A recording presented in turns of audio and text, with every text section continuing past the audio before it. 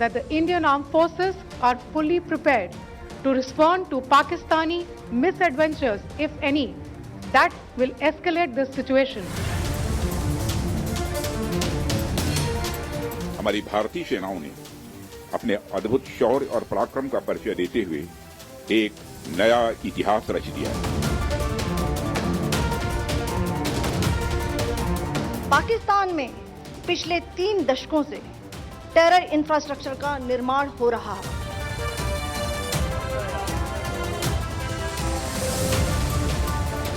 Operation 8 സിന്ദൂരം എന്ന് പറയുന്ന ആ ഒരു ആപ്റ്റ് ആയിട്ടുള്ള നെയിം, ഇതിലും ബെറ്റർ നെയിം ആർക്കും ഇനി കണ്ടെത്താനുമില്ല.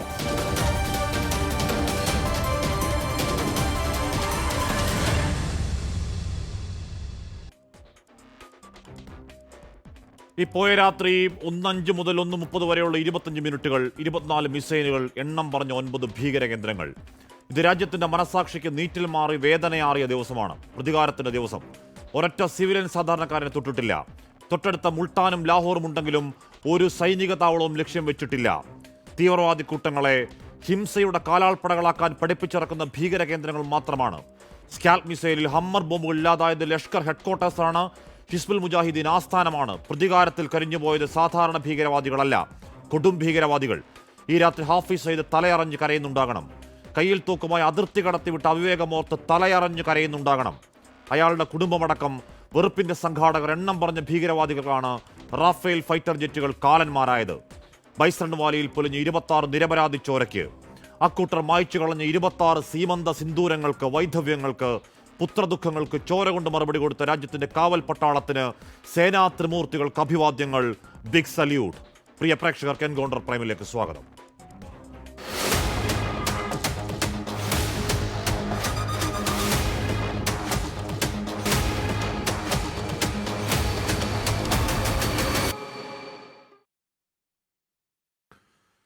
Shri major Ravi, Shri S Tinny, doctor Prabhakaran Paleri, doctor Josootty CA എന്നിവർ ചർച്ചയിൽ ചേരുന്നു. ചർച്ചയിലേക്ക് പോകും മുൻപ് ഓപ്പറേഷൻ സിന്ദൂറിന് പിന്നാലെ കശ്മീർ അതിർത്തിയിലെ സാധാരണക്കാരെ ലക്ഷ്യമിടുന്നു പാകിസ്ഥാൻ ആക്രമണം. ജനവാസ മേഖലയിലെ ഷെല്ലാക്രമണത്തിൽ 15 ഗ്രാമീണർ കൊല്ലപ്പെട്ടു.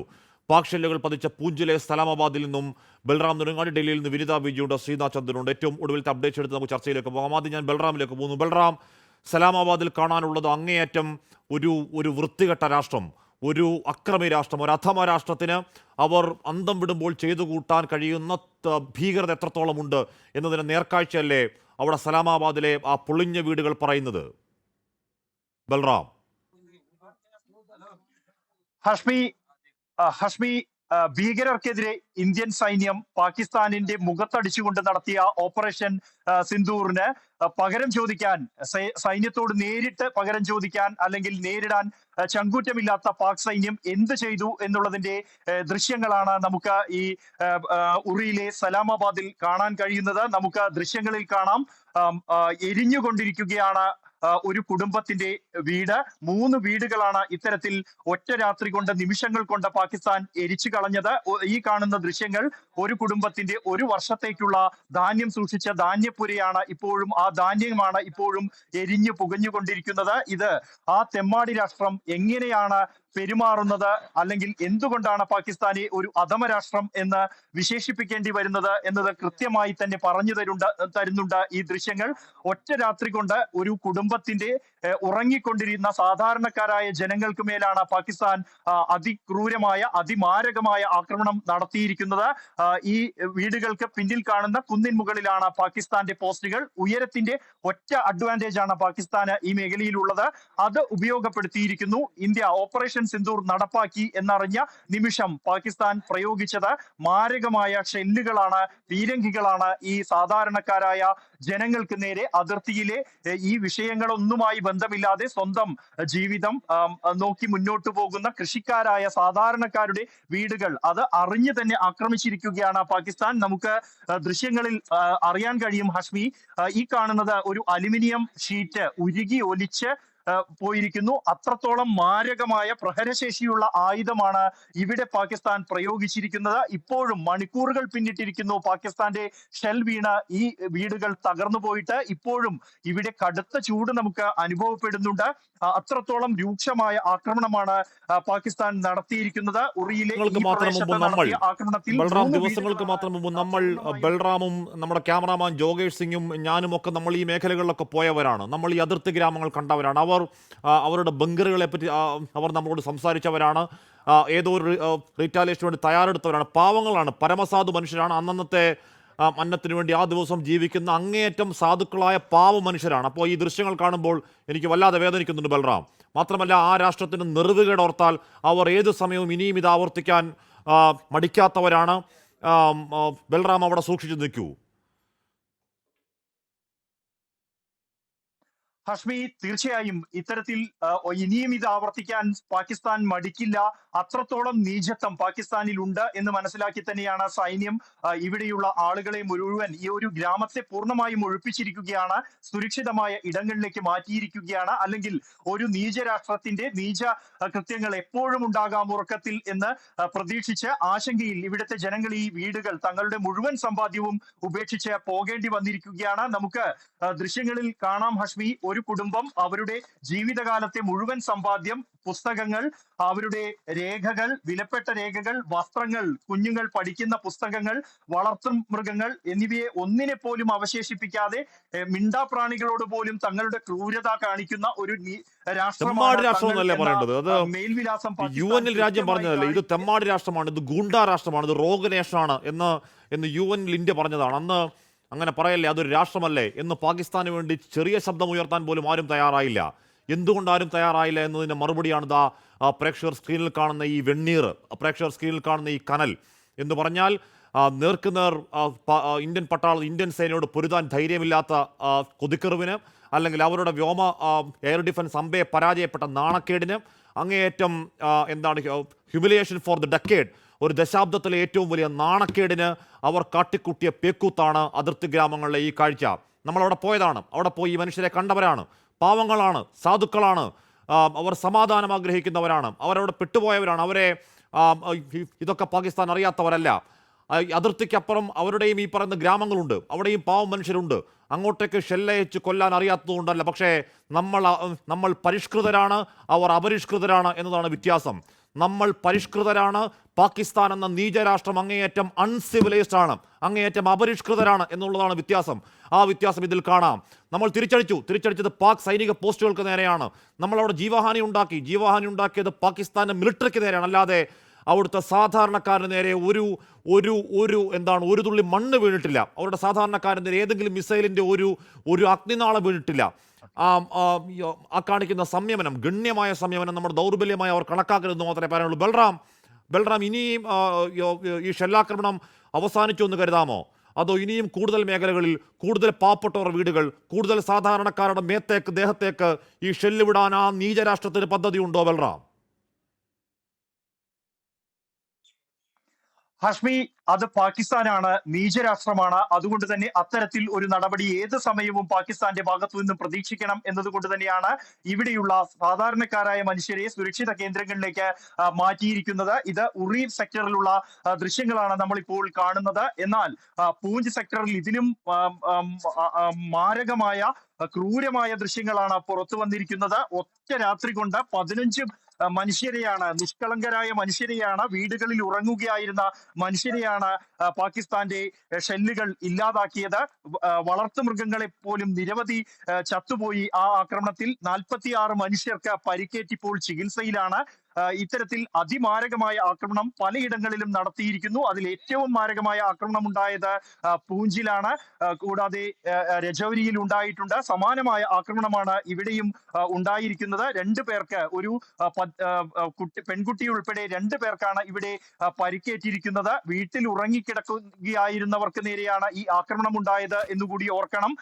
ഈ സംഭവങ്ങളുമായി യാതൊരു ബന്ധവുമില്ലാത്ത സ്വന്തം ജീവിതം, കാർഷിക വൃത്തി ചെയ്ത് ജീവിക്കുന്ന സാധാരണക്കാരായ മനുഷ്യരാണ് ഈ മേഖലയിൽ താമസിക്കുന്നത് എന്ന് അറിഞ്ഞുകൊണ്ട് തന്നെയാണ് അവരുടെ വീടുകൾ ലക്ഷ്യം വെച്ച് പാകിസ്ഥാൻ അല്ലെങ്കിൽ പാകിസ്ഥാൻ എന്ന നീചരാഷ്ട്രം ഇത്തരത്തിൽ ഉള്ള ഒരു അതിക്രമം നടത്തിയിരിക്കുന്നത്. ഇന്ത്യൻ സൈന്യം ഉചിതമായ തിരിച്ചടി തന്നെ നൽകിയിരിക്കുന്നു. പാക് പോസ്റ്റുകൾക്ക് നേരെ ഇന്ത്യൻ സൈന്യം തിരിച്ചടി നൽകിയതോടുകൂടിയാണ് ഇത് താൽക്കാലികമായെങ്കിലും അവസാനിച്ചത്. എന്നാൽ ഇരുട്ടിന്റെ മറവിൽ അവർ ഇനിയും ഈ ആയുധങ്ങളുമായി എത്തും എന്ന് കണക്കുകൂട്ടുന്നുണ്ട് ഇന്ത്യൻ സൈന്യം. അതുകൊണ്ട് തന്നെ തയ്യാറാണ് ഇന്ത്യൻ സൈന്യം ഈ മേഖലയിലെല്ലാം തന്നെ പാകിസ്ഥാന്റെ ഏത് വെല്ലുവിളിയെയും ഏത് ആക്രമണത്തെയും നേരിടാൻ മുഴുവൻ സായുധ സന്നാഹങ്ങളുമായി സൈന്യം ഈ അതിർത്തിയിൽ കാവലുണ്ട്. ആ ഒരു ഉറപ്പിൽ തന്നെയാണ് ഇവിടെ നിന്നും ഈ വീടുകളിൽ നിന്നും ഇറങ്ങിയവർ. അവർ താൽക്കാലിക ക്യാമ്പിലേക്കോ അവരുടെ ബന്ധുവീടുകളിലേക്കോ തൽക്കാലത്തേക്ക് മാറിയിരിക്കുന്നത്. അവർ തിരിച്ചു വരും, ആ ഒരു പ്രതീക്ഷ സൈന്യം നൽകുന്നുണ്ട്. എന്നാൽ എപ്പോഴും ഒരാക്രമണം ഇനിയും ഈ മേഖലയിൽ പാകിസ്ഥാന്റെ ഭാഗത്തു നിന്നും ഉണ്ടാകും എന്ന് പ്രതീക്ഷിക്കുന്നുണ്ട്, ആശങ്കപ്പെടുന്നുണ്ട് ഇവിടെ താമസിക്കുന്ന ആളുകൾ. ഇനിയും കുറച്ച് വീടുകളൊക്കെ ഇവിടെ അവശേഷിക്കുന്നുണ്ട്. അതുകൊണ്ട് തന്നെ അത് ലക്ഷ്യമാക്കി പാകിസ്ഥാൻ ഇനിയും ആക്രമണം നടത്തിയേക്കും എന്ന് തന്നെയാണ് നടപടികളൊക്കെ ഉണ്ടാകുന്നത്. കാരണം എന്താണ്, രക്തദാഹികളാണ്, ഭീകരവാദികളാണ്, അങ്ങേയറ്റം വൃത്തികെട്ടൊരു രാഷ്ട്രമാണ്, നെറിവുകെട്ട രാഷ്ട്രമാണ്. ഏതെങ്കിലും തരത്തിലുള്ള യുദ്ധമര്യാദയോ ഏതെങ്കിലും തരത്തിലുള്ള മര്യാദയോ അറിയാത്തവരാണ് അവർ. അതല്ല, അതിനപ്പുറം ചെയ്യുമെന്നുള്ളത് നമ്മുടെ ഭൂതകാലം തന്നെയാണ് സാക്ഷ്യം. പ്രിയപ്പെട്ട പ്രേക്ഷകർ, ഈ സ്ക്രീനിൽ കാണുന്ന ഒരു ദൃശ്യം, തീയാളുന്ന ദൃശ്യങ്ങൾ ഈ പറഞ്ഞ ഷെല്ലാക്രമണത്തിന്റെ ആദ്യ മണിക്കൂറിൽ കണ്ട ദൃശ്യമാണ്. ഇപ്പോൾ കാണുന്ന ദൃശ്യം, ഈ ഇപ്പുറത്തെ വിൻഡോയിൽ കാണുന്ന ദൃശ്യം, ഇപ്പോൾ ബൽറാം അവിടെ പോയി നിൽക്കുന്ന ദൃശ്യങ്ങൾ. എനിക്ക് ബൽറാം അവിടെ നിൽക്കുന്ന കാണുമ്പോൾ എനിക്കുള്ളിൽ ഒരു ആദ്യ തോന്നുന്നുണ്ട്, എനിക്കൊരു പേടി തോന്നുന്നുണ്ട്. അതുകൊണ്ട് എത്രയും പെട്ടെന്ന് അവിടുത്തെ ദൃശ്യങ്ങൾ എടുത്തു കഴിഞ്ഞാൽ, അവിടുന്ന് പരമാവധി വാർത്തകൾ ശേഖരിക്കാൻ കഴിഞ്ഞാൽ അവിടെ നിന്ന് മാറില്ലേ ബൽറാമും ജോഗേഷും? ഹഷ്മി, തീർച്ചയായും ഇവിടെ എത്തുന്ന ജനങ്ങൾ, നമ്മൾ ഇങ്ങോട്ട് വരുന്ന വഴിക്കുള്ള ജനങ്ങളും ഈ ആശങ്ക പങ്കുവച്ചിട്ടുണ്ട്. അവിടെ സുരക്ഷിതമല്ല, ഇരുട്ടാകുന്നു. ഇരുട്ട് പാകിസ്ഥാൻ ഇഷ്ടമുള്ള സമയമാണ്, അവർ ആക്രമിക്കാൻ തിരഞ്ഞെടുക്കുന്ന സമയമാണ്. അതുകൊണ്ട് ഇനിയൊരു ആക്രമണത്തിന്റെ സാധ്യതയുള്ളതിനാൽ തന്നെ പരമാവധി വേഗം ഇവിടെ നിന്ന് മാറണമെന്ന് പോലീസും ഒപ്പം തന്നെ ഈ നാട്ടുകാരും നമ്മളോട് പറഞ്ഞിരുന്നു. നമുക്ക് ഈ ദൃശ്യങ്ങൾ എന്നുള്ളത് അതിമാരകമാണ് ഹഷ്മി. ഒരു ഇരുമ്പ് തകിട് വീടിന് മുകളിൽ സ്ഥാപിച്ചിരുന്ന, ഈ കശ്മീരിന്റെ വീടുകളിലെല്ലാം തന്നെ സ്ഥാപിക്കാറുള്ള, മേൽക്കൂരയാക്കാറുള്ള ഇരുമ്പ് ഷീറ്റാണ് തുളഞ്ഞ് ഷെല്ലുകൾ ഏറ്റ് തുളഞ്ഞ് ഒരു വല പോലെയായി ചിന്നിച്ചിതറി കിടക്കുകയാണ്.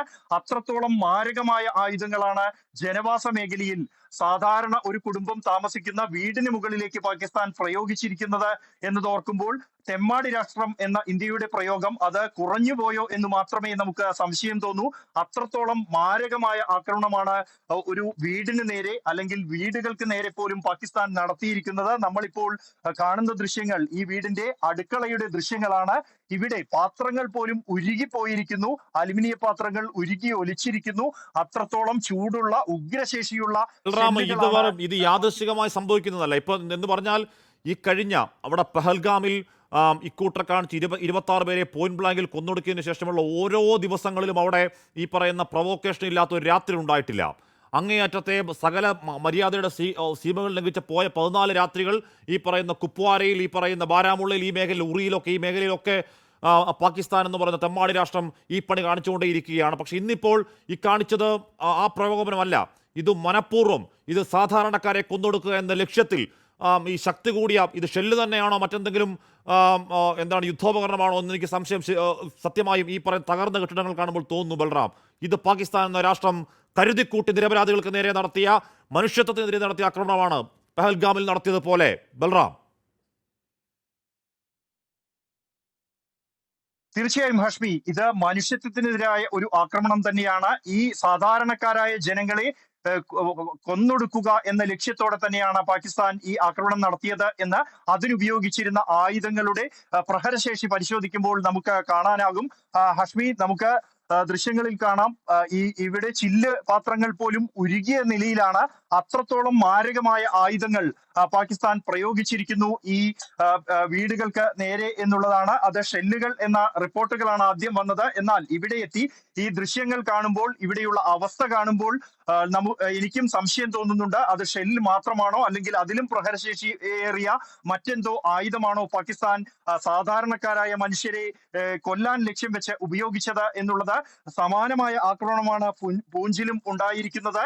15 പേരാണ് കൊല്ലപ്പെട്ടിരിക്കുന്നത്. പൂഞ്ചിൽ ഒറ്റ രാത്രി കൊണ്ട് അവിടെ പാക് പോസ്റ്റുകൾക്ക് നേരെ ഇന്ത്യ തിരിച്ചടി നൽകിയതോടുകൂടിയാണ് പാകിസ്ഥാൻ ഒന്നടങ്ങി പിന്മാറിയത്. 15 നിരപരാധികളാണ്. ബൽറാം അവിടെ നിന്ന് നേരെ മിരുട്ടുന്നുണ്ട്, പെട്ടെന്ന് മാറുക എന്നുള്ളതാണ് അഭികാമ്യം. 15 പാവപ്പെട്ട മനുഷ്യർ, 15 നിരപരാധികൾ. അത് ആ ദൃശ്യങ്ങൾ കാണുമ്പോൾ വല്ലാതെ വേദനിക്കുന്നുണ്ട്, വല്ലാതെ സങ്കടമാവുന്നുണ്ട്. അതിന് കാരണം ഞാനും ബൽറാമും ജോഗേഷ് സിംഗും ഒക്കെ ഈ പോയ ദിവസങ്ങളിൽ ഈ മേഖലകളിലൊക്കെ പോയവരാണ്, അതിർത്തി മേഖലകൾ കണ്ടവരാണ്. ബാരാമുള്ളയിലും ഉറിയിലും ഒക്കെ പോയി അതിർത്തി ഗ്രാമങ്ങൾ കണ്ടവരാണ്, ആ ഗ്രാമീണരുടെ സ്നേഹം അനുഭവിച്ചവരാണ്. അവിടെ നിന്ന് ഈ പറയുന്ന റൊട്ടിയും സബ്ജിയും ഒക്കെ ഭക്ഷണം കഴിച്ചവരാണ്.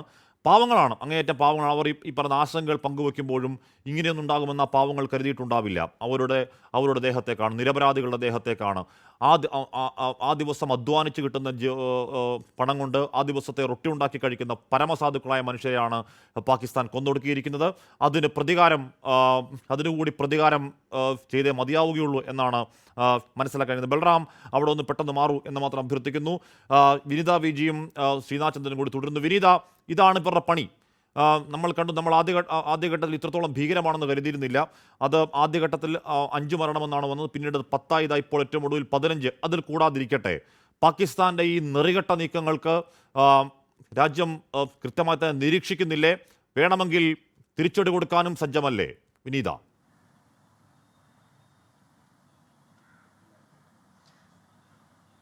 ഉറപ്പായും ഹാഷ്മി, അങ്ങനെ തന്നെയാണ്. ഇന്നലെയും നമ്മൾ അത്തരത്തിലേക്കുള്ളൊരു കടുത്ത നടപടി തന്നെയാണ് നമ്മൾ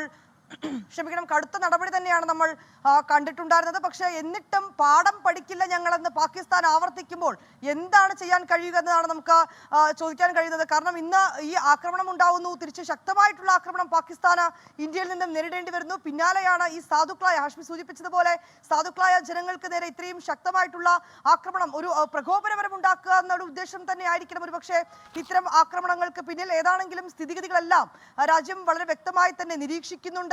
ഇനിയൊരു ആക്രമണത്തിന് മുതിർന്നാൽ ഒരുപക്ഷെ ഈ ഓപ്പറേഷൻ സിന്ദൂർ അതിന്റെ ഒരു തുടക്കം മാത്രമാണ് നിങ്ങൾ ഇപ്പോൾ ഇതാ കണ്ടതെന്നാണ് സുരക്ഷാ ഉപദേഷ്ടാവ് അജിത് ഡോവൽ ഒരു മുൻകരുതൽ എന്ന രീതിയിൽ ഒരു മുന്നറിയിപ്പ് നൽകിയിരിക്കുന്നത്. ഇനിയും സമാന രീതിയിൽ ആക്രമണങ്ങളോ ഏതെങ്കിലും സൈനിക നടപടികളോ തുടർന്നാൽ ഇതിന്റെ ഒരു വലിയ പ്രത്യാഘാതം കൂടി പാകിസ്ഥാനെ നിങ്ങൾക്ക് നേരിടേണ്ടി വരുമെന്നാണ് അദ്ദേഹം സൂചിപ്പിച്ചിട്ടുണ്ടായിരുന്നത്. ഇതുമായി ബന്ധപ്പെട്ടുകൊണ്ടുള്ള യോഗങ്ങൾ, കൂടിക്കാഴ്ചകൾ, സൈനിക നടപടികളെല്ലാം പൂർണ്ണമായിരിക്കുകയാണെന്നാണ് നമുക്ക് മനസ്സിലാക്കാൻ കഴിയുന്നത്. പ്രധാനമന്ത്രി നേരിട്ട് ഈ സൈനിക മേധാവികളുമായി സംസാരിക്കുന്നുണ്ട്. കേന്ദ്ര ആഭ്യന്തരമന്ത്രി, ഒപ്പം തന്നെ പ്രതിരോധ മന്ത്രി രാജ്നാഥ് സിംഗ് തുടങ്ങിയവർ ഈ സേനാ മേധാവിമാരുമൊക്കെയായി സംസാരിച്ചിട്ടുണ്ട്. ഏതെങ്കിലും തരത്തിലൊരു പ്രകോപനം ഇനി പാകിസ്ഥാന്റെ ഭാഗത്തുനിന്നുണ്ടായാൽ തക്കതായ മറുപടി അത് മടിച്ചു നിൽക്കാതെ തന്നെ ഇന്ത്യ നൽകുമെന്നൊരു മുന്നറിയിപ്പ് കൂടി നൽകിയിരിക്കുകയാണ്. പക്ഷേ അതേസമയം നമുക്ക് ഏറ്റവും എടുത്തു പറയേണ്ടത് ഈ 9 കേന്ദ്രങ്ങൾ എന്ന് പറയുന്നത് ഈ പാകിസ്ഥാൻ ഭീകരരെ ചേർത്ത് പിടിച്ചു നിർത്തിയിരുന്ന കേന്ദ്രങ്ങൾ, ഈ ഭീകരരെ അവിടെ റിക്രൂട്ട് ചെയ്ത കേന്ദ്രങ്ങളാണ്. ഈ തഹാവൂർ റാണയും ഒപ്പം തന്നെ അജ്മൽ കസബിനെയും അടക്കം ആ കേന്ദ്രങ്ങളിൽ നിന്ന് അവർ ഭീകരത പഠിപ്പിച്ചു വിട്ട മേഖലകളാണ്. പക്ഷേ അവിടെയൊക്കെ ഈ ആക്രമണം നടത്തുമ്പോഴും ഒരു സാധാരണക്കാരന് നേരെയും ഞങ്ങൾ ആക്രമണം നടത്തിയിട്ടില്ലെന്ന് തലയുയർത്തിക്കൊണ്ട് തന്നെ നമുക്ക് പറയാൻ കഴിയും. ഒപ്പം തന്നെ ആ മേഖലകളിൽ വളരെ കൃത്യമായി ഈ കേന്ദ്രങ്ങൾ മാത്രം കണ്ടെത്തിക്കൊണ്ട് ഇന്റലിജൻസിന്റെ റിപ്പോർട്ടുകൾ ലഭ്യമാകുന്നു. തുടർന്ന് ഏതാണ്ട് 25 മിനിറ്റിനകം ആ മേഖലകൾ 25 മിനിറ്റ് കൊണ്ടാണ് ഒരു ശക്തമായ ഒരു തിരിച്ചടി ഇന്ത്യ നൽകുന്നത്. ഭീകരതയ്ക്കെതിരെയുള്ള പോരാട്ടത്തിൽ ഒറ്റക്കെട്ടായി രാജ്യം ഇനിയും മുന്നോട്ട് എന്നുള്ളത് തന്നെയാണ് നമുക്ക് പറയാൻ കഴിയുന്നത്. അതാണ് ഇന്ത്യയും പാകിസ്ഥാനും തമ്മിലുള്ള വ്യത്യാസം. നമ്മളൊരു പരിഷ്കൃത രാജ്യമാണ്, പാകിസ്ഥാൻ എന്ന് പറയുന്ന അപരിഷ്കൃത രാജ്യമാണ്. നമ്മുടെ മിസൈൽ എന്താ ജനവാസ കേന്ദ്രങ്ങൾ പോയി വീണാൽ പൊട്ടില്ലേ? അത് പൊട്ടണ്ട എന്ന് നമ്മൾ തീരുമാനിക്കുന്നതാണ്. അത് നമ്മൾ പഠിച്ച സഹിഷ്ണുത, നമ്മൾ പഠിച്ച പരിഷ്കാരം. അവർ അൺസിവിലൈസ്ഡ് ആയ കാട്ടുചിന്തയിൽ ജീവിക്കുന്നവരാണ്. അതുകൊണ്ടാണ് സാധാരണക്കാർക്ക് നേരെ ഉള്ള ആക്രമണം. അത് ഏറ്റവും ഒടുവിൽ വരുന്ന വാർത്ത, ഓപ്പറേഷൻ സിന്ദൂറിൽ ഇന്ത്യൻ സേനയ്ക്ക് ഒരു നാശനഷ്ടവും ഉണ്ടായിട്ടില്ല എന്നാണ് പ്രതിരോധ വൃത്തങ്ങൾ കൃത്യമായി പറയുന്നത്. ശ്രീനാഥ്, രാവിലെ ഇന്ത്യയുടെ ഒരു ഫൈറ്റർ ജെറ്റ് അടിച്ചിട്ട് വന്നത് അവകാശവാദം, പിന്നെ അത് 2ആയി, പിന്നെ അത് 3ആയി, പിന്നെ അത് 4ആയി, പിന്നെ അത് 5ആയി, പിന്നെ അത് 6ആയി, 2 റഫാലായി, ഒരു മിഗായി, ഈ പറയുന്ന ഒരു സുഖോയിയായി. ഇത് പച്ചക്കള്ളമാണെന്ന് പലയാവർത്തി പൊളിഞ്ഞിട്ടും പാക് മാധ്യമങ്ങൾ പറയുന്ന കള്ളം പൊളിച്ചടുക്കിയിട്ടും അവരുടെ പാക് പ്രധാനമന്ത്രി അവരുടെ ദേശീയ കൗൺസിൽ പറയുകയാണ് ഇന്ത്യയുടെ 5 ഫൈറ്റർ ജെറ്റുകൾ അടിച്ചിട്ട് വന്ന്. കള്ളം ഇങ്ങനെ പറയാൻ ഉളുപ്പുണ്ടോ ആ രാജ്യത്തിന് ശ്രീനാഥ്? പാക് പ്രധാനമന്ത്രി ഏതായാലും ആ കള്ളം ഇപ്പോഴും ആവർത്തിക്കുന്നുണ്ട്. അല്പസമയം മുമ്പാണ് പാക് പാർലമെന്റിൽ അദ്ദേഹത്തിന്റെ ഒരു പ്രസ്താവന, അദ്ദേഹം രാജ്യത്തെ അഭിസംബോധന ചെയ്യും വണ്ണം നടത്തിയ പ്രസ്താവന, 5 ഫൈറ്റർ ജെറ്റുകൾ വെടിവെച്ചിട്ടു എന്നതാണ് ഇപ്പോഴും അവർ ആവർത്തിക്കുന്നത്. പക്ഷേ ആ വെടിവെച്ചിട്ട ഫൈറ്റർ ജെറ്റുകളിൽ ഏതെങ്കിലും ഒന്നിന്റെ ഒരു ഇരുമ്പ് ചീള് പോലും പാകിസ്ഥാന് തെളിവായി കാണിക്കാനില്ല എന്നതാണ് വളരെ വലിയ തമാശ. മാത്രമല്ല, ഇത്ര ഫൈറ്റർ ജെറ്റുകൾ പാകിസ്ഥാൻ അകത്തേക്ക് കയറി ചെന്ന് ആക്രമണം നടത്തി എന്ന കാര്യം രാവിലെ അവർ സമ്മതിക്കുന്നുണ്ടായിരുന്നു. വലിയ റഡാറുകളും മറ്റും അതിർത്തി മേഖലയിലേക്ക് എത്തിച്ചു എന്ന വാർത്തകൾ ഈ ആക്രമണത്തിന് മുൻപ് അവരുടെ തയ്യാറെടുപ്പുകളായി നമ്മൾ കേട്ടതാണ്. പക്ഷേ എന്ത് റഡാറുകളാണ് പാകിസ്ഥാന്റെ കൈവശമുള്ളത് എന്ന് അവിടുത്തെ ജനങ്ങൾ പോലും ചോദിക്കുന്ന സാഹചര്യത്തിൽ അമ്പേ നാണം കെട്ടി നിൽക്കുകയാണ് അവിടുത്തെ എയർഫോഴ്സ് അടക്കമുള്ള സേനാ സംവിധാനങ്ങളൊക്കെ തന്നെ. ഈ എയർഫോഴ്സ് ഈ ആക്രമണത്തിന് തൊട്ട് മുമ്പ് പാകിസ്ഥാൻ എയർഫോഴ്സ് ചെയ്ത ട്വീറ്റ് രാവിലെ മുതൽ ആഷ്മി പറയുന്നുണ്ട്. അതായത് നിങ്ങൾ ഉറങ്ങിക്കോളൂ, ഞങ്ങൾ നിങ്ങളെ സംരക്ഷിക്കാൻ കാവലായി ഉണ്ട് എന്ന് പറഞ്ഞ് ഏതാനും ഒരു മണിക്കൂർ പോലും തികഞ്ഞു കാണില്ല, ഇന്ത്യൻ സേന അതിനകത്ത് കയറി ആക്രമണം നടത്തിയിരിക്കുന്നു. പാകിസ്ഥാനിലെ ഭീകര താവളങ്ങളിലാണ് ഇന്ത്യ ആക്രമണം നടത്തിയത്.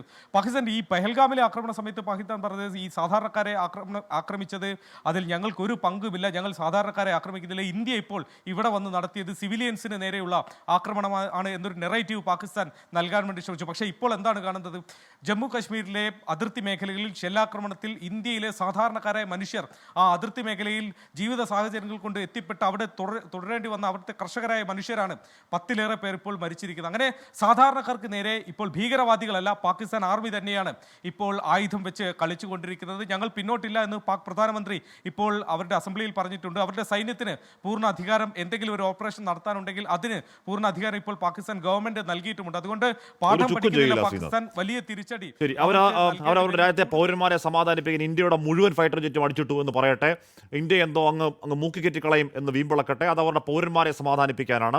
അവർ ഡക്കേഡിൽ, ഈ പറയുന്ന ഈ പതിറ്റാണ്ടിൽ അവർ നേരിട്ട ഹ്യൂമിലിയേഷന് അവരുടെ എന്തെങ്കിലുമൊക്കെ സമാധാനമുള്ളൂ, അതിനുവേണ്ടി പറയുന്നതാണ്. അല്ലാതെ ഒന്നും ചെയ്യാനുള്ള കരുത്ത് അവർക്കില്ല എന്നവർ വളരെ മനോഹരമായി, വളരെ കൃത്യമായി, ബ്യൂട്ടിഫുള്ളായി മനസ്സിലാക്കിയ ഒരു ദിവസമാണ് ഓപ്പറേഷൻ സിന്ദൂർ.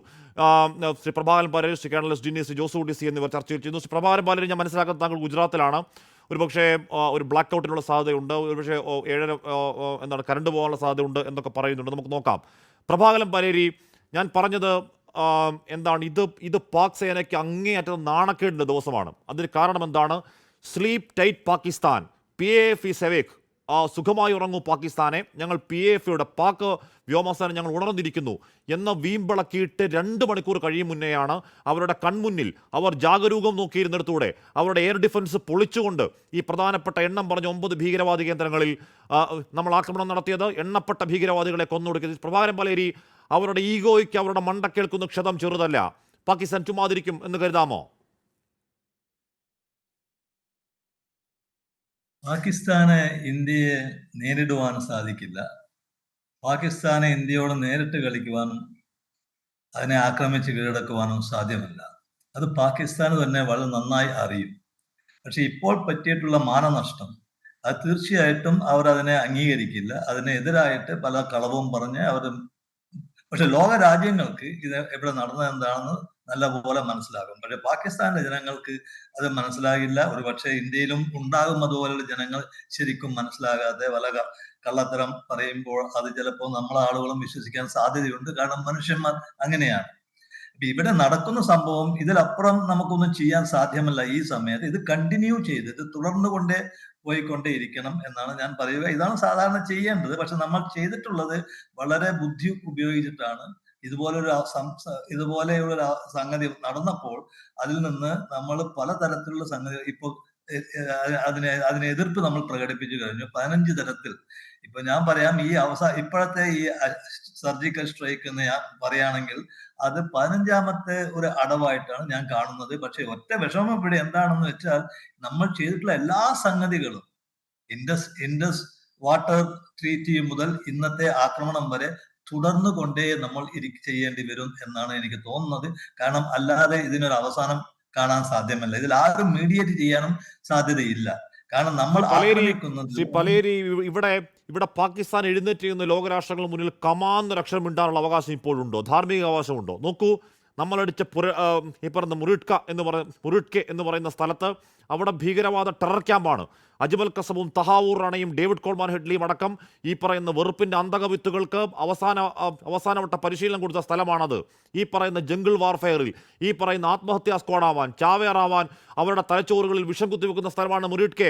ഈ പറയുന്ന ബഹവൽപൂർ അടക്കം ഓരോരോ സ്ഥലങ്ങളും എന്തൊക്കെയാണ് അവിടെ നടന്നുകൊണ്ടിരുന്നത്, ആരൊക്കെയാണ് അതിൻ്റെ ചാർജ്, അവർ ഈ പറഞ്ഞ അതിർത്തിക്കിപ്പുറം നുഴഞ്ഞു കയറി ഏതൊക്കെ കേന്ദ്രങ്ങൾ പരിശീലിക്കപ്പെട്ട ഏതൊക്കെ തീവ്രവാദികൾ എവിടെയൊക്കെ ഭീകരവാദി ആക്രമണം നടത്തിയെന്നുള്ള കൃത്യം ഡോസിയർ നമ്മൾ കൊടുക്കുകയാണ്. പ്രഭാകരൻ പലേരി, കമാന്ന് മിണ്ടാൻ കരുത്തുണ്ടോ പാകിസ്ഥാൻ എന്ന് പറയുന്ന ആ രാഷ്ട്രത്തിന് ഇപ്പോൾ? പാകിസ്ഥാൻ എന്ന് പറയുന്ന രാഷ്ട്രം എന്നോ നശിച്ചു കഴിഞ്ഞ ഒരു രാഷ്ട്രമാണ്. അതിന് അന്നും ഇല്ല കമ എന്ന് പറയാൻ ഇപ്പൊ ഇന്നും ഇല്ല എന്ന് ഞാൻ പറയും. പക്ഷെ ഇവർക്ക് ഇത് ചെയ്യാൻ പറ്റില്ല, അവരെ ചെയ്യാതിരിക്കില്ല. കാരണം അത്രയും അധക്കതരായിട്ടുള്ള ഒരു മനുഷ്യരാണ് അവര്. അവർക്കത് വിട്ടുപോകാൻ പറ്റില്ല. അതാണ് ഇവരുടെ ഈ പ്രത്യേക തരത്തിലുള്ള മനുഷ്യർ. അതായത് എന്താ പറയാ, ഒരു പട്ടാളം, സൈനിക സ്ഥാപനങ്ങൾ പാകിസ്ഥാനിലെ ഇന്ത്യയുമായിട്ട് കമ്പയർ ചെയ്യാൻ പറ്റില്ല, താരതമ്യപ്പെടുത്താൻ പറ്റില്ല. അതും മാനുഷിക മൂല്യങ്ങൾ വെച്ചിട്ട് ചെയ്യാൻ പറ്റില്ല. കാരണം ഇപ്പോൾ തന്നെ പാകിസ്ഥാനിൽ ഒരുപാട് മനുഷ്യാവകാശ നിയമങ്ങൾ ലംഘിച്ചു കഴിഞ്ഞു. അന്താരാഷ്ട്ര തലത്തിൽ അന്താരാഷ്ട്ര നിയമത്തിന്റെ മുന്നിൽ അതൊക്കെ ഒരു വയലേഷനാണ്. അപ്പൊ അത് ചെയ്യുന്ന രാഷ്ട്രങ്ങൾ അതിന് ബാക്കിയുള്ള രാജ്യങ്ങളെ യാതൊരു തരത്തിലും ചിന്തിക്കാതെയാണ് ചെയ്യുന്നത്. അത് എല്ലാവർക്കും അറിയാം. അവർക്ക് വേറെ ഒന്നും ചെയ്യാൻ പറ്റില്ല എന്നുള്ള കാര്യം. ഒരു പട്ടിക്ക് കടിക്കാനല്ലേ പറ്റുള്ളൂ. അപ്പൊ അങ്ങനെയുള്ള ഒരു അവസ്ഥയിലാണ് പാകിസ്ഥാൻ ഉള്ളത്. അത് നമ്മൾ മനസ്സിലാക്കണം. പണ്ട് അങ്ങനെ ആയിരുന്നില്ല, കുറച്ച് വ്യത്യാസം ഉണ്ടായിരുന്നു. പക്ഷെ മെല്ലെ പാകിസ്ഥാൻ അങ്ങേയറ്റം തളർന്നു കിടക്കുന്ന ഒരു രാഷ്ട്രമാണ്. അതിപ്പോ ഞാൻ മനുഷ്യ പെരുമാറ്റ രീതിയിലും ഞാൻ കാണുന്നുണ്ട്. അവരുടെ ബിഹേവിയറൽ ആസ്പെക്ട്സ് നമ്മൾ നോക്കുകയാണെങ്കിൽ, പെരുമാറ്റ രീതികൾ നോക്കുകയാണെങ്കിൽ എത്രയോ അധക്കൃത വർഗങ്ങളുടെ ആ തരത്തിലുള്ള ചിന്താഗതിയാണ് അവർക്കുള്ളത്. അങ്ങനത്തെ വ്യക്തികളുമായി നമ്മൾ നേരിടുമ്പോൾ നമ്മൾ കുറെ കൂടെ ശ്രദ്ധിക്കണം, അതിനെ പറ്റിയ രീതിയിൽ തന്നെ ശ്രദ്ധിക്കണം എന്ന് ഞാൻ പറയും. അത് തീർച്ചയായിട്ടും വേറൊരു പഴഞ്ചൊല്ലുണ്ട്, വെട്ടാൻ വരുന്ന പോത്തിനോട് വേദം ഓതിട്ട് കാര്യമില്ല എന്നൊരു പഴഞ്ചൊല്ലുണ്ട്. ഞാൻ അതിലേക്ക് എത്താം. കേരള സിന്നി CS നമ്മൾ പോയ ദിവസങ്ങളിൽ നമ്മൾ ചർച്ചയ്ക്കിരിക്കുന്നു. പലപ്പോഴും ഞാൻ അങ്ങോട്ട് ചോദിച്ചിട്ടുണ്ട്, എന്തുകൊണ്ടാണ് നമുക്കുണ്ടാകുന്ന വൈകൽ എന്ന് ചോദിച്ചിട്ടുണ്ട്. അത് ഏതെങ്കിലും തരത്തിൽ നമുക്ക് നമ്മുടെ സേനയോടുള്ള കോൺഫിഡൻസ് കുറവുകൊണ്ടല്ല. ഉള്ളിൽ നമ്മൾ പെഹൽഗാമിൽ പോകുമ്പോൾ, അവിടെ ഈ പറഞ്ഞ ബൈസൺ വാലിയിൽ പോകുമ്പോൾ അവിടെ കണ്ട ഓർമ്മകൾ വേട്ടയാടുന്നത് കൊണ്ടാണ്. അവിടെ നമ്മുടെ ചെവിയിൽ കേൾക്കുന്നത് ഈ പാവം 26 പേരുടെ ആർത്തനാദങ്ങളും അവരുടെ വേദനകളും ചെവിയിൽ ഉണ്ട് എന്നുള്ള ധാർമ്മിക രോഷം തിളയ്ക്കുന്നത് കൊണ്ടാണ് ആ ചോദ്യം ഉണ്ടാകുന്നത്. കൊടുത്തപ്പോൾ നല്ല ഒന്നാന്തരമായി തീർത്തു കൊടുത്തു. ഡിനി നോക്കൂ, എത്രത്തോളം പ്രിസൈസ് ആയിരുന്നു, എത്രത്തോളം ഷാർപ്പായിരുന്നു. ഒരൊറ്റ സിവിലിയൻ സംഭവിച്ചിട്ടില്ല. അടുത്ത് മുൾട്ടാനുണ്ട്, അങ്ങോട്ടേക്കൊരു മിസൈൽ പോയിട്ടില്ല.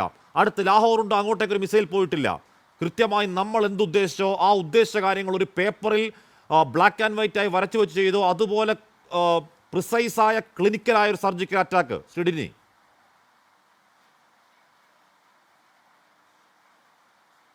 ഒരു ക്ലിനിക്കൽ അറ്റാക്ക് തന്നെയാണ്. അതിനകത്ത് യാതൊരു സംശയമില്ല. നമ്മൾ ഈ ഏപ്രിൽ 22 തൊട്ട് ഇന്ന് ഈ ഓപ്പറേഷൻ സിന്ദൂർ അത് എക്സിക്യൂട്ട് ചെയ്യുന്നവരെ ഓരോ കാര്യങ്ങളും നോക്കിക്കഴിഞ്ഞാൽ ഇപ്പം നമ്മൾ തിരിഞ്ഞു നോക്കുമ്പോൾ അതിനെല്ലാം ഒരു അർത്ഥമുണ്ടായിരുന്നു നമുക്ക് മനസ്സിലാവും.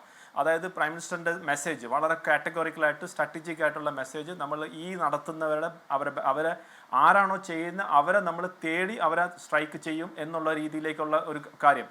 അതുപോലെ തന്നെ ഒരു രാജ്യത്തിൻ്റെ മൊത്തം പവർ, അതായത് സൈനിക നടപടി മാത്രമല്ല, ഒരു രാജ്യത്തിൻ്റെ മൊത്തം പവർ ഉപയോഗിച്ചിട്ടാണ് കോംപ്രിഹെൻസീവ് നാഷണൽ പവർ എന്ന് പറയുന്നത്. ഓരോ കാര്യവും ഉപയോഗിച്ചിട്ട് ഈ 12-14 ദിവസം അതിനെ നമ്മൾ ഉപയോഗിച്ചു. അതിന് വെള്ളം തടയലായി, നമ്മൾ സാമ്പത്തികമായിട്ടുള്ള കാര്യങ്ങൾ അവിടെ പാകിസ്ഥാൻ അഗേൻസ്റ്റ് ചെയ്തു തുടങ്ങി, നയതന്ത്ര ലെവലിൽ നമ്മൾ ധാരാളം കാര്യങ്ങൾ ചെയ്തു. അങ്ങനെയൊക്കെ നിന്നപ്പോഴാണ് എന്നിട്ടാണ് നമ്മൾ ഈ സ്ട്രൈക്കിലേക്ക് പോകുന്നത്. ഈ സ്ട്രൈക്കിലേക്ക് പോകുമ്പോൾ ഒന്ന് ജസ്റ്റ് ഒന്ന് ആലോചിച്ച് നോക്കൂ. പാകിസ്ഥാൻ്റെ ഉള്ളിൽ അവിടെ വലിയ രീതിയിലുള്ള ഒരു ട്രൂപ്പ് മൂവ്മെൻറ്റും എന്തൊക്കെയോ ചെയ്യുന്നത്, എന്തൊക്കെയോ കാട്ടിക്കൂട്ടുന്നുള്ള രീതിയിലേക്ക് അവർ ചെയ്തിരുന്നു. അവിടെ ബലൂചിസ്ഥാൻ എന്നുള്ള ട്രൂപ്സിനെ എടുത്ത് ഇങ്ങോട്ട് വരുന്നു, അവിടെ റഡാർ ഫിറ്റ് ചെയ്യുന്നു, അങ്ങനെയുള്ള എയർഫോഴ്സ് നേരത്തെ പറഞ്ഞ പോലെ സ്ലീപ്പ് ടൈറ്റ് എന്നൊക്കെ പറഞ്ഞിട്ട് അവർ ചെയ്യുന്നു. നമ്മളെ ഭാഗത്തു നിന്ന് നമ്മളെ സൈനികരുടെ വളരെ കൃത്യമായിട്ടുള്ള മെസ്സേജ് മാത്രമാണ്, നമ്മൾ ഇന്ന ദിവസം ഒരു എക്സസൈസ് ചെയ്യുന്നു, ഇന്ന ദിവസം വേറൊരു എക്സസൈസ്. അതല്ലാതെ നമ്മൾ ഏതെങ്കിലും രീതിയിലുള്ള ഇത്രയും വലിയ രാജ്യത്ത് ഏതെങ്കിലും വലിയ രീതിയിൽ ട്രൂപ്പ് മൂവ്മെൻറ്റോ ഒന്നും നമ്മൾ കണ്ടില്ല. അപ്പോൾ അത് കഴിഞ്ഞിട്ട് നമ്മൾ ക്ലാസിക്കലായിട്ട് ഒരു ഡിസെപ്ഷൻ പ്ലാൻ എന്ന് വേണമെങ്കിൽ പറയാത്ത രീതിയിൽ സിവിൽ ഡിഫൻസിന് വേണ്ടി തയ്യാറെടുക്കാൻ വേണ്ടി ഒരു കാര്യം ചെയ്തു. അപ്പോൾ പാകിസ്ഥാൻ വിചാരിച്ചത് സിവിൽ ഡിഫൻസ് ചെയ്യുന്നത് അവരെന്തെങ്കിലും ചെയ്യും, അല്ലെങ്കിൽ ഇപ്പം നമ്മളൊന്നും ചെയ്യാൻ സാധ്യതയില്ല എന്നൊക്കെ ഉള്ള രീതിയിലേക്ക് അവരെ തെറ്റിദ്ധരിപ്പിച്ചു എന്ന് തന്നെ വേണമെങ്കിൽ പറയാം. കാരണം അന്നും നമ്മൾ എനിക്കൊന്ന് ശ്രീ ആശ്മിയുടെ അതോ വേറൊരു ചാനൽ ഞാൻ പറഞ്ഞത്, അതായത് ഒന്നീ ഭാരതം എന്തോ വലുത് ചെയ്യാൻ വേണ്ടി അല്ലെങ്കിൽ പാകിസ്ഥാൻ എന്തെങ്കിലും ചെയ്യും എന്നുള്ള രീതിയിൽ, അല്ലെങ്കിൽ ഇത് ഇപ്പോഴൊന്നും നമ്മളൊന്നും ചെയ്യാൻ പോകുന്നില്ല, ആളുകളെയൊക്കെ ഒന്ന് റെഡിയാക്കാൻ വേണ്ടി ഒരു ഡിസപ്ഷൻ പ്ലാനാന്നുള്ളത്. പക്ഷെ നേരെ മറിച്ച് അന്ന് രാത്രി തന്നെ നമ്മളത് സ്ട്രൈക്ക് ചെയ്തപ്പം പാകിസ്ഥാൻ സത്യം പറഞ്ഞാൽ നമ്മളെ ഉള്ളിലോട്ട് നോക്കിക്കൊണ്ടിരിക്കുകയായിരുന്നെങ്കിൽ തന്നെയും നേരത്തെ പറഞ്ഞ പോലെ 9 സ്ഥലത്ത് നമ്മൾ സ്ട്രൈക്ക് ചെയ്തു.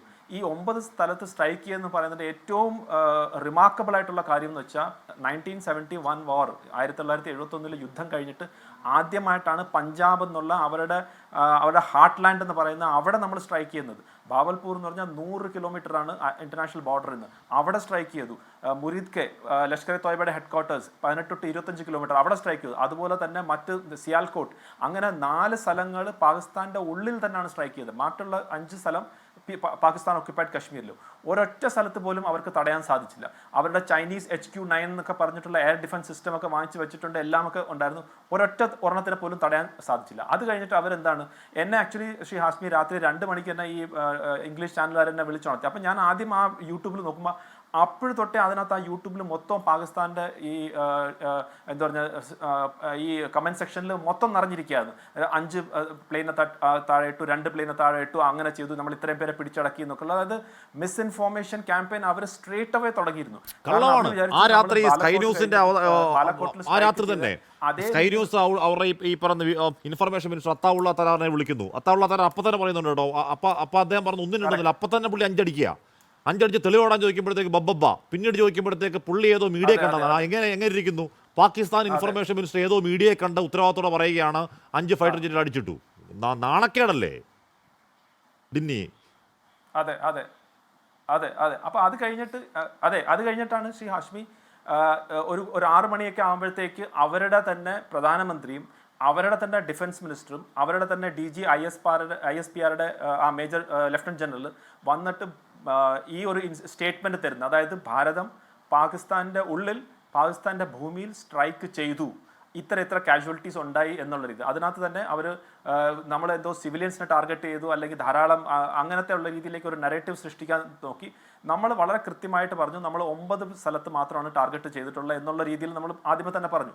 പിന്നീടാണ് 10:30 എനിക്കൊന്ന് 11 മണിക്ക് അടുപ്പിച്ച് നമ്മൾ ആ ഒരു ബ്രീഫിംഗ് വരെയും, ആ ബ്രീഫിങ്ങിൽ വളരെ കൃത്യമായിട്ട് തന്നെ 2 ലേഡി ഓഫീസേഴ്സ് അവർ വന്ന് കൃത്യമായിട്ട് പറഞ്ഞു ഞങ്ങൾക്ക് 21 ടാർഗറ്റ്സ് ഉണ്ടായിരുന്നു.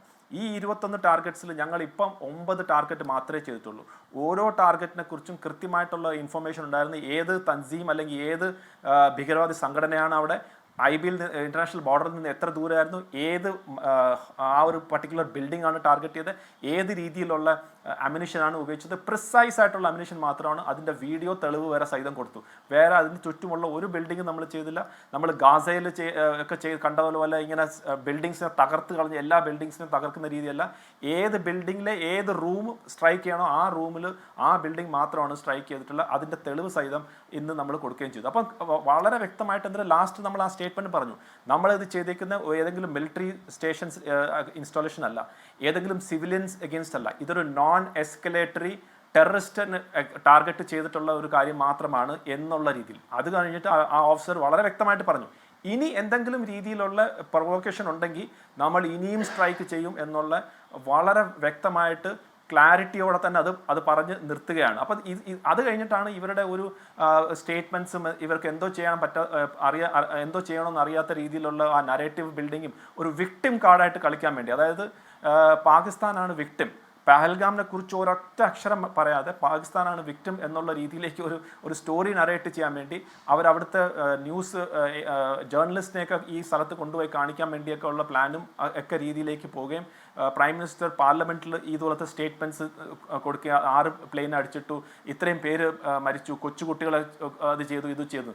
ഇതൊക്കെ നടന്നുകൊണ്ടിരിക്കുമ്പോൾ ശ്രീ ഹാഷ്മി നമുക്കറിയാം ഊരി ഈ പുഞ്ച് സെക്ടറിൽ എന്തൊക്കെയാണ് നടക്കുന്നതെന്ന്.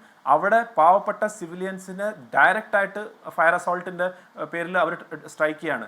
ഞാൻ ആ സ്ഥലത്ത് 2 വർഷം ഉള്ള സ്ഥലമാണ്. അവർക്ക് വേണമെങ്കിൽ പാകിസ്ഥാൻ സൈന്യത്തിന് വേണമെങ്കിൽ ഇന്ത്യൻ സൈന്യത്തിന് പോസ്റ്റിലേക്ക് ടാർഗറ്റ് ചെയ്യാം. പക്ഷെ അതല്ലാതെ അവർ റേഞ്ച് എക്സ്റ്റെൻഡ് ചെയ്ത് മനഃപൂർവ്വം കശ്മീരി ആളുകളെ കൊല്ലാൻ വേണ്ടി തന്നെയാണ് ഈ സ്ട്രൈക്സ് ചെയ്തിട്ടുള്ളത്. അതിനകത്ത് യാതൊരു സംശയമില്ല. എന്നിട്ടാണ് അവർ തിരിഞ്ഞു നിന്നിട്ടാണ് പറയുന്നത് ഭാരതമാണ് ഈ അവിടുത്തെ സിവിലിയൻസിനെ ടാർഗറ്റ് ചെയ്യുന്നത്. അപ്പോൾ ഇത് അവരുടെ ഇരട്ടത്താപ്പാണ്. കാർഗിൽ യുദ്ധം നടന്നിട്ട് സ്വന്തം പട്ടാളക്കാരെ അവർ തിരിച്ചെടുക്കാതെ സ്വന്തം പട്ടാളക്കാർ മരിച്ചു കഴിഞ്ഞിട്ട് അവർക്ക് ലാസ്റ്റ് അന്ത്യകർമ്മം ചെയ്യാത്ത ഒരു രാജ്യമാണ്, ഒരു സേനയാണ് പാകിസ്ഥാൻ. താങ്കൾക്ക് ഒരു പക്ഷേ ആ വാക്ക് ഉപയോഗിക്കാൻ ബുദ്ധിമുട്ടുണ്ടാകും. അതിനെ വിളിക്കുക ഇരട്ടത്താപ്പ് എന്നല്ല വിളിക്കേണ്ടത് ഡിന്നി, അതിനെ വിളിക്കേണ്ടത് ഉളുപ്പില്ലായ്മ എന്നാണ്. ഇരട്ടത്താപ്പിന് കുറച്ചുകൂടി സ്റ്റാൻഡേർഡുള്ള വാക്കാണ്, ഉളുപ്പില്ലായ്മ എന്നാണ് വിളിക്കേണ്ടത്. ശ്രീ മേജർ രവി, നോക്കൂ സ്കാൽപ് മിസൈൽ, ഹമ്മർ ബോംബുകൾ, ഒരു വ്യക്തിക്കുള്ള അഭിമാനം എന്ന് പറയുന്നത് പോലെ ഒരു രാജ്യത്തിനും അഭിമാനമുണ്ടല്ലോ. പാകിസ്ഥാൻ എന്ന് പറയുന്ന ഒരു രാഷ്ട്രത്തിൻ്റെ ആത്മാഭിമാനം ലോകത്തിൻ്റെ തെരുവിൽ ചിന്തപ്പെട്ട ദിവസമാണ്. അവർക്ക് തല ഉയർത്തി നിൽക്കാൻ കഴിയാത്ത രീതിയിലുള്ള അവിടെ സൈനികമായി അവർക്ക് കിട്ടിയ ഏറ്റവും വലിയ മൂർധാവിന് കിട്ടിയ പ്രഹരമാണ്. അതിന് കാരണം എന്താണ്? ഈ പറയുന്ന രീതിയിൽ ഇവിടെ ഒരു സർപ്രൈസ് എലമെന്റിനപ്പുറം ലോകം മൊത്തം നോക്കിയിരിക്കെ, പാകിസ്ഥാനും നോക്കിയിരിക്കെ, അവരുടെ വ്യോമസേന കണ്ണു തുറന്നിരിക്കുന്നു എന്ന് അവകാശപ്പെട്ട മിനിറ്റുകൾക്കകം, മണിക്കൂറുകൾക്കകം ഈ പറയുന്ന അതിൻ്റെ ഒക്കെ കണ്ണുപിടിച്ച് നമ്മൾ കൃത്യമായി തിരിച്ചടി കൊടുത്തുവെങ്കിൽ അവർക്കുണ്ടാകുന്ന ആത്മാഭിമാന ക്ഷതമെന്ന് പറയുന്നത് അങ്ങേയറ്റമാണ്. എന്ന് പറഞ്ഞാൽ അടുത്തൊരു 10 വർഷത്തേക്ക് പൊന്തിപ്പോവാത്ത വിധം അല്ലെങ്കിൽ തലയുയർത്താനാവാത്ത വിധം നേരിട്ട നാണക്കേടാണ് പാകിസ്ഥാനിൽ നിന്നും ഈ രാജ്യം ഇനി പ്രതീക്ഷിക്കേണ്ടത്. എന്താണ് മേജർ രവി?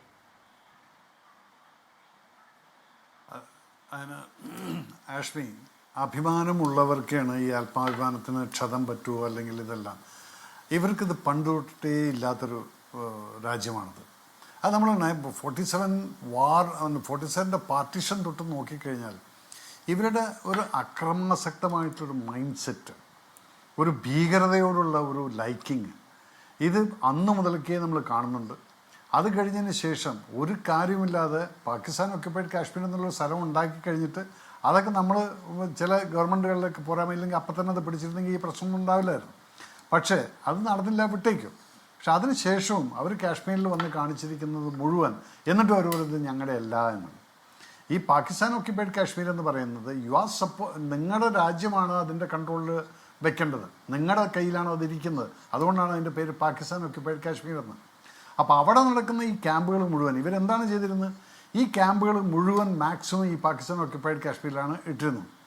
അതിനുശേഷം പിന്നീട് അവരുടെ സ്ഥലമായിട്ടുള്ള സ്ഥലങ്ങളിലൊന്നും ഇവർ ഈ ക്യാമ്പ് ചെയ്തിട്ടില്ല. ഇത് ഇവരുടെ പണി എന്താണെന്ന് വെച്ച് കഴിഞ്ഞാൽ പണ്ട് മുതൽക്കേ ഇവർ കാണിക്കുന്നതാണ്. നമ്മൾ ഈ പ്രിസണർ ഓഫ് വാർ ഉണ്ടോ ഇല്ലേ എന്നുള്ളത് നോക്കിയിട്ട് ഇൻസ്പെക്ഷന് വേണ്ടി രാജ്യങ്ങൾ തമ്മിലൊരു ധാരണയായിട്ട് പോകും. ഈ സമയത്ത് ഇവർ നമ്മുടെ ഇന്ത്യൻ പ്രിസണേഴ്സ് ഒന്നുമില്ലെന്നുള്ള പറഞ്ഞിട്ടുള്ളവരെ ഇവരെ എല്ലാം കൂടെ ഈ സമയത്ത് ഇവർ കടത്തിക്കളയുന്നത് പോൾട്രി ഫാമുകളിലാണ് കൊണ്ട് താമസിപ്പിച്ചിരുന്നത്. അന്ന് ഇന്ത്യൻ പ്രിസണേഴ്സ് അവിടെ ഉണ്ട്. അപ്പോൾ ബേസിക്കലി ഇവരുടെ ജീവിതം മുഴുവൻ നുണ പറഞ്ഞുകൊണ്ട് ജീവിക്കുന്ന ഒരു ഇതാണ്. കൂട്ടത്തിൽ അവർ ദൈവത്തിനെ പിടിച്ച് സത്യവും ചെയ്തുകൊണ്ടിരിക്കും. അപ്പോൾ ഇവർ ആക്ച്വലി എന്താണ് ഇതിന് പറഞ്ഞു കഴിഞ്ഞാൽ ഒരു ടെററിസ്റ്റ് ഗ്രൂപ്പുകൾ അല്ല. ഇവർക്ക് ജാതിയില്ല, മതമില്ല, ഒരു വിശ്വാസവും. പക്ഷെ പറയാൻ എന്ന് വെച്ച് കഴിഞ്ഞാൽ ഇത് എന്നതാണ് ഞങ്ങളുടെ ജാതി മതം എന്നൊക്കെ പറയും. പക്ഷെ അതേ ആൾക്കാർ ഇവിടെ വന്നിട്ട് അതേ മതത്തിൽ വിശ്വസിക്കുന്ന ആളുകളെ കൊന്നിട്ട് പോകുന്ന സമയത്ത് പറയുന്ന എന്താണ്?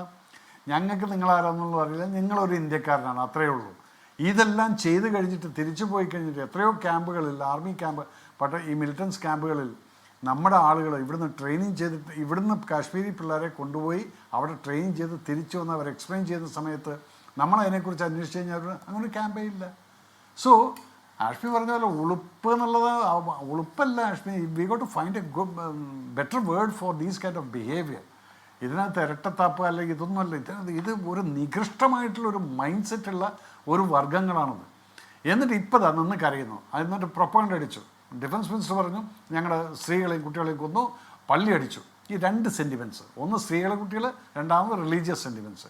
ഇതെല്ലാം കഴിഞ്ഞിട്ട് അവരുടെ ഡിഫൻസ് മിനിസ്റ്റർ പറയുകയാണ് UN-ൻ്റെ അടുത്ത്, ആസ്ക് ഇന്ത്യയുടെ അടുത്ത് തിരിച്ച് വിഡ്രോ ചെയ്യാൻ പറയൂ, എങ്കിൽ ഞങ്ങളും വിഡ്രോ ചെയ്യാം. ഇന്ത്യ എവിടെ വിഡ്രോ ചെയ്യുന്നത്? നമ്മൾ അവരുടെ രാജ്യത്ത് കയറിയിട്ടില്ല. അപ്പോൾ അവരുടെ ലാംഗ്വേജ് തന്നെ തെറ്റാണ്. നമ്മൾ എവിടെയും കയറിയിട്ടില്ല. ഞങ്ങൾ വേണ്ടതായിട്ടുള്ള ഞങ്ങളുടെ രാജ്യത്ത് വന്ന് നിങ്ങളുടെ രാജ്യത്തിൽ നിന്ന് ടെററിസ്റ്റുകൾ ഇവിടെ വന്ന് ഞങ്ങളുടെ രാജ്യത്ത് വന്ന് കുറച്ച് പേരെ കൊന്നിട്ട് പോയി. അതിനുള്ള പ്രതികാരം ഞങ്ങൾ ആ ക്യാമ്പുകൾ താഴ്ത്തു. ഇതാണ് നമ്മൾ ചെയ്തിരിക്കുന്നത്. അതിനകത്തൊരു യുദ്ധത്തിൻ്റെ ലാംഗ്വേജേ വരുന്നില്ല അവിടെ. എന്നിട്ട് അവർ പറയുന്ന ലാംഗ്വേജ് എന്താണ്? നമ്മുടെ രാജ്യത്ത് കയറി അടിച്ചു എന്നത്. ഇത് എന്താണെന്ന് വെച്ചാൽ ആദ്യം നിങ്ങൾ പോയിട്ട് ഒന്ന് ചൊറിഞ്ഞു കൊടുക്കും. ഈ ചൊറിച്ചിലിനെ കുറിച്ച് ഒരിക്കലും പറയില്ല. അതിന് ശേഷം ഉണ്ടായതിനെ മാത്രമാണ് ഹൈലൈറ്റ് ചെയ്യുന്നത്. ഇന്ത്യ വന്ന് അടിച്ചു, ഇന്ത്യ എന്തിനാണ് അടിച്ചത്? ഇന്ത്യ ഇന്നേ വരെ ആരെങ്കിലും വന്ന് അടിച്ചിട്ടുണ്ടോ? നിങ്ങളെ വെറുതെ വന്നിട്ട് ഇന്ത്യ എന്തെങ്കിലും കയറിയിട്ട് അടിച്ചിട്ടുണ്ടോ? ഇല്ല. ഇത്രയും ക്യാമ്പുകൾ ഉണ്ടായിട്ടും നിങ്ങൾ ഒരിക്കലും അടിച്ചിട്ടില്ല. ഇത് 71 ഒരു സർജിക്കൽ സ്ട്രൈക്ക് നടത്തിയിട്ടുണ്ട്. ആ സമയത്തും ഗവൺമെൻറ് പോലും അത് പുറത്തുവിട്ടിട്ടില്ല. അപ്പോൾ ഇങ്ങനെയൊക്കെ ചെയ്തിട്ടുള്ളത് ഇന്ത്യ ഒരിക്കലും ഒരു രാജ്യത്തും കയറി ഒരുത്തൻ്റെയും വീട്ടിൽ കയറിയിട്ട് ആക്രമിക്കില്ല. പക്ഷേ നിങ്ങൾ ഞങ്ങളുടെ അടുത്ത് വന്നു കഴിഞ്ഞാൽ പലപ്പോഴും നമ്മൾ പഴയ കാലങ്ങളിലൊക്കെ സംവയനം പാലിച്ചിട്ടുണ്ട്. ഇവിടെ വന്ന് എത്രയോ പട്ടാളക്കാരുടെ കഴുത്തറുത്ത് പോയിട്ടും അതിന് നമ്മൾ റിട്ടാലിയേഷൻ ചെയ്തിട്ടില്ല. പക്ഷെ ഇന്നതല്ല, ഇന്ന് മാറി. നമുക്ക് നമ്മുടെ രാജ്യം മാറി എന്ന് പറയാൻ എന്താണ്? ആര് ഭരിച്ചാലും ശരി, ആര് ഭരിച്ചിട്ട് ഈ മാറ്റങ്ങൾ കൊണ്ടുവരുന്നു അവരെ നമ്മൾ അപ്രീഷിയേറ്റ് ചെയ്യണം. യെസ്, ഇതാണ് മാറ്റങ്ങൾ ഞങ്ങൾക്ക് ആവശ്യം. ഞങ്ങളുടെ രാജ്യത്തിൻ്റെ അഭിമാനം. ഇന്ന് അമേരിക്കക്കാരനുള്ള അഭിമാനം എന്താണ്? അവരെ ആരെങ്കിലും തൊട്ട് കഴിഞ്ഞാൽ അവരുടെ രാജ്യം പോയിട്ട് ചോദിക്കുന്നുള്ളൂ. അപ്പോൾ അതുകൊണ്ടാണ് അമേരിക്കൻ പാസ്പോർട്ടിന് ആ വിലയും. അപ്പോൾ അതുപോലുള്ളൊരു വില നമ്മുടെ രാജ്യത്ത് ഉണ്ടാക്കിയെടുക്കണമെങ്കിൽ നമ്മുടെ രാജ്യം ലോകരാഷ്ട്രങ്ങളുടെ മുന്നിൽ യെസ് ദേ ആർ പവർഫുൾ, അവരെ തൊട്ട് കളിക്കല്ലേ, തൊട്ട് കളിച്ചാൽ അടി കിട്ടും എന്നുള്ള തോന്നൽ ഇന്ന് എല്ലാവർക്കും ഉണ്ട്. പാകിസ്ഥാൻ മാത്രം അറിയില്ല. അതുകൊണ്ടാണ് ഈ പാകിസ്ഥാൻ ഇപ്പോഴും ചെയ്തുകൊണ്ട് എന്നിട്ട് അടി കിട്ടിത്തുടങ്ങിക്കഴിഞ്ഞാൽ അവർ മാപ്പ് ചോദിക്കും, അവർ കാക്കൽ വീഴും, എന്തും ചെയ്യും ഹാഷ്മി, അവരെന്തും ചെയ്യും. പക്ഷേ ഒന്നും മാനിക്കേണ്ട ആവശ്യമില്ല. ഈ ഏതെങ്കിലും ഫെയർ ടോക്കിന് പറ്റാത്ത രാഷ്ട്രമാണ്, സംസാരിക്കാൻ പറ്റാത്ത രാഷ്ട്രമാണ്. ഒരിക്കലും നടക്കില്ല. അതുകൊണ്ട് ഈ ജനങ്ങൾ ഇത് മാത്രം വിശ്വസിച്ചാൽ മതി. അവരിപ്പം പറഞ്ഞവർ നമ്മുടെ എയർബേസുകൾ തകർത്തു എന്നുള്ള ഇന്ന് ഈവനിങ് റിപ്പോർട്ട് വന്നിട്ടുണ്ട്. കംപ്ലീറ്റ് നമ്മുടെ എയർ സ്ട്രൈക്കിന് പോയിട്ടുള്ള വിമാനങ്ങൾ മുഴുവൻ പോയി സേഫായി തിരിച്ചു വന്ന് അവർ അണ്ടർഗ്രൗണ്ട് പാർക്കിങ്ങിലോട്ട് കയറ്റി കഴിഞ്ഞിരിക്കുന്നു. അപ്പം നമുക്കൊന്നും സംഭവിച്ചിട്ടില്ല. പിന്നെ ഒരു എയർക്രാഫ്റ്റ് ഇവിടെ വന്ന് വീണിട്ടുണ്ടെന്നുള്ള പറയുന്നത് അത് ഇപ്പോഴും അതിന് ക്ലിയർ ആയിട്ടുള്ള ഒരു ധാരണയില്ല. പക്ഷെ അത് പാകിസ്ഥാന്റെ F-17 ആണ് എന്ന് ചൈന കൊടുത്ത ഈ പറയുന്ന JF-17 ആണെന്ന് പറയുന്നുണ്ട്. അത് അവർ സമ്മതിക്കുന്നില്ല. എന്തായാലും അതിന്റെ വിവരങ്ങൾ അടുത്ത മണിക്കൂർ പുറത്തു വരുമെന്ന് പ്രതീക്ഷിക്കാം. ഞാൻ അങ്ങനെയൊക്കെ എത്താം. ജോസ് കുട്ടി സിയിലേക്ക് എത്തും മുൻപ് ഇന്ന് രണ്ട് പ്രധാനപ്പെട്ട, രാജ്യം അഭിമാനിച്ച രണ്ട് പ്രധാനപ്പെട്ട പ്രതികരണങ്ങളൊന്ന് കാണാം. पाकिस्तान में पिछले 3 दशकों से टेरर इंफ्रास्ट्रक्चर का निर्माण हो रहा है. इसमें recruitment, indoctrination centres, training areas व लॉन्च पैड शामिल थे. सवाई नाला कैंप मुजफ्फराबाद, जो कि POJK के लाइन ऑफ कंट्रोल से 30 किलोमीटर दूर है, यह एक लश्कर-ए-तौयबा का ट्रेनिंग सेंटर था. 20 अक्टूबर 2024 सोनमर्ग, 24 अक्टूबर 24 गुलमर्ग, 22 अप्रैल 2025 पहलगाम, इन हमलों के आतंकियों ने यहीं से प्रशिक्षण लिया था. मुजफ्फराबाद यह एक जैश-ए-मोहम्मद का स्टेजिंग एरिया है. यह हथियार, विस्फोटक और जंगल सर्वाइवल ट्रेनिंग का. Indian Armed Forces are fully prepared to respond to Pakistani misadventures, if any, that will escalate this situation.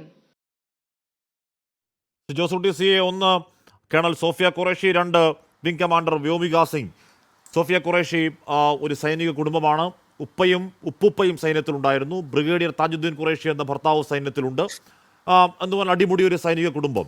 നോക്കൂ, ഇവിടെ ബൈസരൺ വാലിയിൽ മതം ചോദിച്ച് വെടിവെച്ച് കൊന്ന ഭീകരവാദികൾക്ക് മുന്നിൽ, അല്ലെങ്കിൽ അതെ 4ാം തലമുറ ജോസ് കുട്ടി സിയെ, ഇവിടെ മതം ചോദിച്ച് തെരഞ്ഞുപിടിച്ച് വെടിവെച്ച് കൊന്നുവെങ്കിൽ, 26 പേരുടെ വൈധവ്യങ്ങൾക്ക് കാരണമാക്കുന്ന രീതിയിൽ പുരുഷന്മാരെ മാത്രം വെടിവെച്ച് കൊന്നുവെങ്കിൽ, രാജ്യം ഓപ്പറേഷൻ സിന്ദൂർ എന്ന പേരിട്ട മറുപടി കൊടുത്തതിന് ശേഷം അത് ലോകത്തോട് പറയാൻ നിയുക്തമാക്കിയത് ആരെയാണ്? കേണൽ സോഫിയ ഖുറേഷിയെയും വിംഗ് കമാൻഡർ വ്യോമിക സിംഗിനെയും.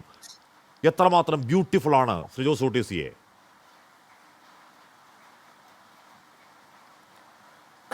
അത് ഇന്ത്യക്കാർ ഏവരും ആഗ്രഹിച്ചിരുന്ന ഒരു വളരെ പ്രതീകാത്മകമായിട്ടുള്ള ഒരു പ്രതികാരമാണ്. കാരണം ഈ പഹൽഗാം ഭീകരാക്രമണം ഉണ്ടായപ്പോൾ നമ്മളെ എല്ലാവരെയും ഏറെ വേദനിപ്പിച്ച ചിത്രമായിരുന്നു സ്വന്തം ഭർത്താവിൻ്റെ മൃതദേഹത്തിന് അരികത്തിരുന്നു കൊണ്ട് കരയുന്ന, വിലപിക്കുന്ന ആ ഭാര്യയുടെ ചിത്രം. അപ്പം അന്നേ നമ്മൾ തീരുമാനിച്ചതായിരുന്നിരിക്കണം, ഇങ്ങനെ ഒരു മറുപടി കൊടുക്കുമ്പോൾ, അത്തരത്തിൽ പുരുഷന്മാരെ മാത്രം തിരഞ്ഞു പിടിച്ച് ആക്രമിക്കുമ്പോൾ, കൊല ചെയ്യുമ്പോൾ, അതിന് സ്ത്രീകളിലൂടെയുള്ള ഒരു പ്രതികാരമായിരിക്കും പാകിസ്ഥാനെ സംബന്ധിച്ചിടത്തോളം ഏറ്റവും അഭികാമ്യമായിട്ടുള്ളത്. നമ്മുടെ രാജ്യത്തിൻ്റെ അഭിമാനത്തിനും അതുപോലെ തന്നെ നമ്മുടെ രാജ്യത്തിൻ്റെ സുരക്ഷയ്ക്കും ഏറ്റവും അനിവാര്യമായിട്ടുള്ളത് അത്തരത്തിലുള്ളൊരു പ്രതികാരമായിരിക്കുന്നു. അതിനോട് നമ്മുടെ രാജ്യത്ത് അത്തരത്തിൽ അവരുടെ പ്രിയപ്പെട്ടവരെ നഷ്ടപ്പെട്ട പ്രത്യേകിച്ചും സ്ത്രീകൾ പ്രതികരിച്ചത് ഏറ്റവും മനോഹരമായ ഒരു നിമിഷം, വേദനയ്ക്കിടയിലും ഏറ്റവും മനോഹരമായിട്ടുള്ള ഒരു പ്രതികാരമാണ് എന്നാണ്.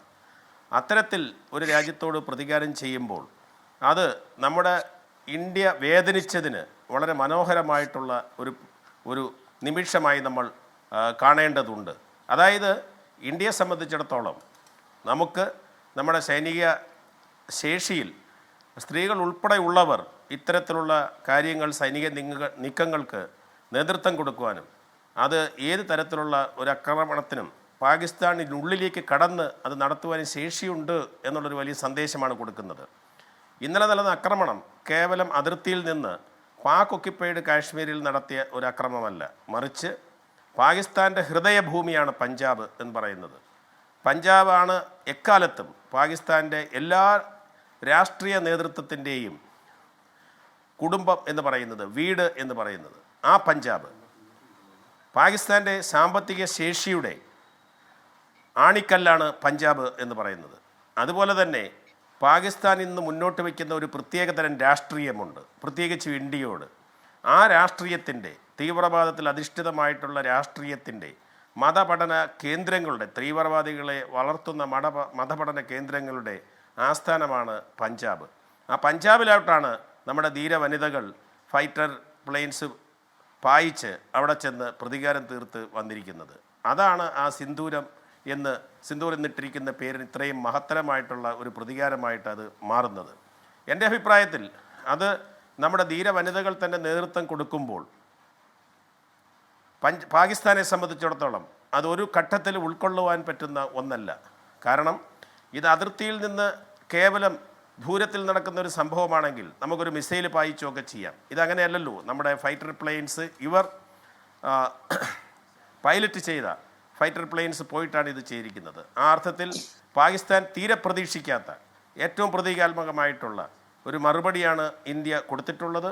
ഇന്ത്യയെ സംബന്ധിച്ചിടത്തോളം ഇന്ത്യയിലെ അമ്മമാരെയും ഇന്ത്യയിലെ എല്ലാ സ്ത്രീകളെയും സംബന്ധിച്ചിടത്തോളം ഏറ്റവും മഹത്തായ ഒരു നിമിഷമാണ് എന്ന കാര്യത്തിൽ യാതൊരു സംശയമില്ല. ഇതിൽ പാകിസ്ഥാന് വലിയൊരു സന്ദേശമുണ്ട്. നമുക്കേവർക്കും അഭിമാനിക്കാവുന്ന മഹത്തായ നിമിഷമാണ്. യെസ്, ഞാൻ അങ്ങനെയൊക്കെ എത്താം. ജോസ് പ്രഭാകരൻ പലയിൽ ഇതാ ഇപ്പോൾ ചില എക്സാനുകൾ നമുക്ക് സ്ഥിരീകരിക്കാൻ കഴിയുന്ന ആണോന്നറിയില്ല. പല പ്രതിരോധ വെബ്സൈറ്റുകൾ, കോൺഫ്ലിക്റ്റ് റഡാർ പോലുള്ള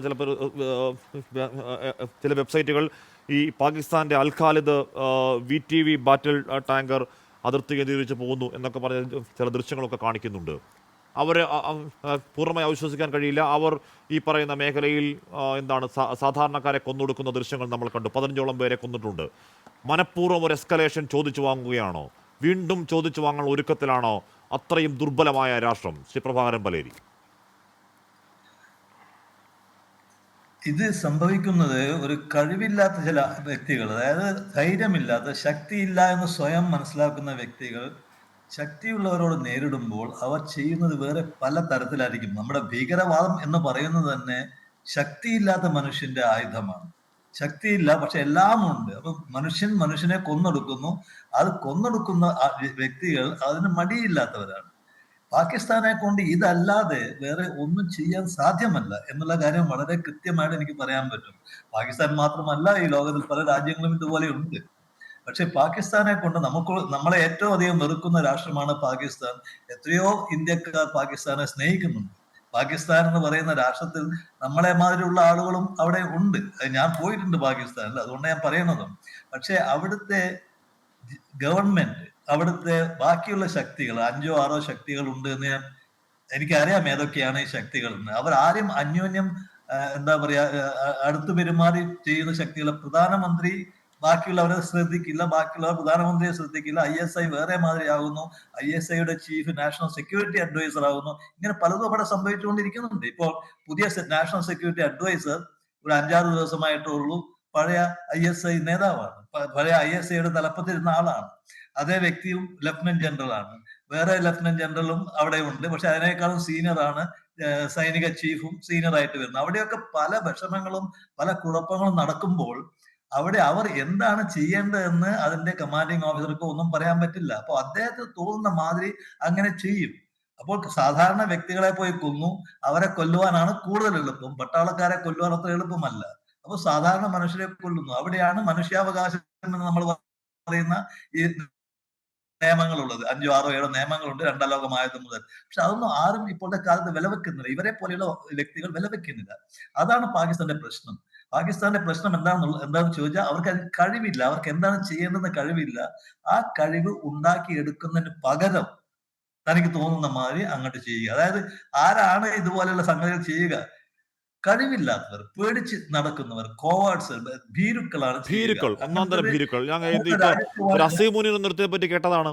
ഈ പറഞ്ഞ തീവ്രവാദി ആക്രമണത്തിന് ഒരാഴ്ച മുമ്പ് അയാൾ നടത്തിയ ഇന്ത്യ വിരുദ്ധ പ്രസ്താവന കേട്ടതാണ്. പെഹൽഗാം ഭീകരവാദി ആക്രമണത്തിന് ശേഷം ഈ അസീമുനർ എവിടെയാണെന്ന് ആർക്കെങ്കിലും അറിവുണ്ടോ?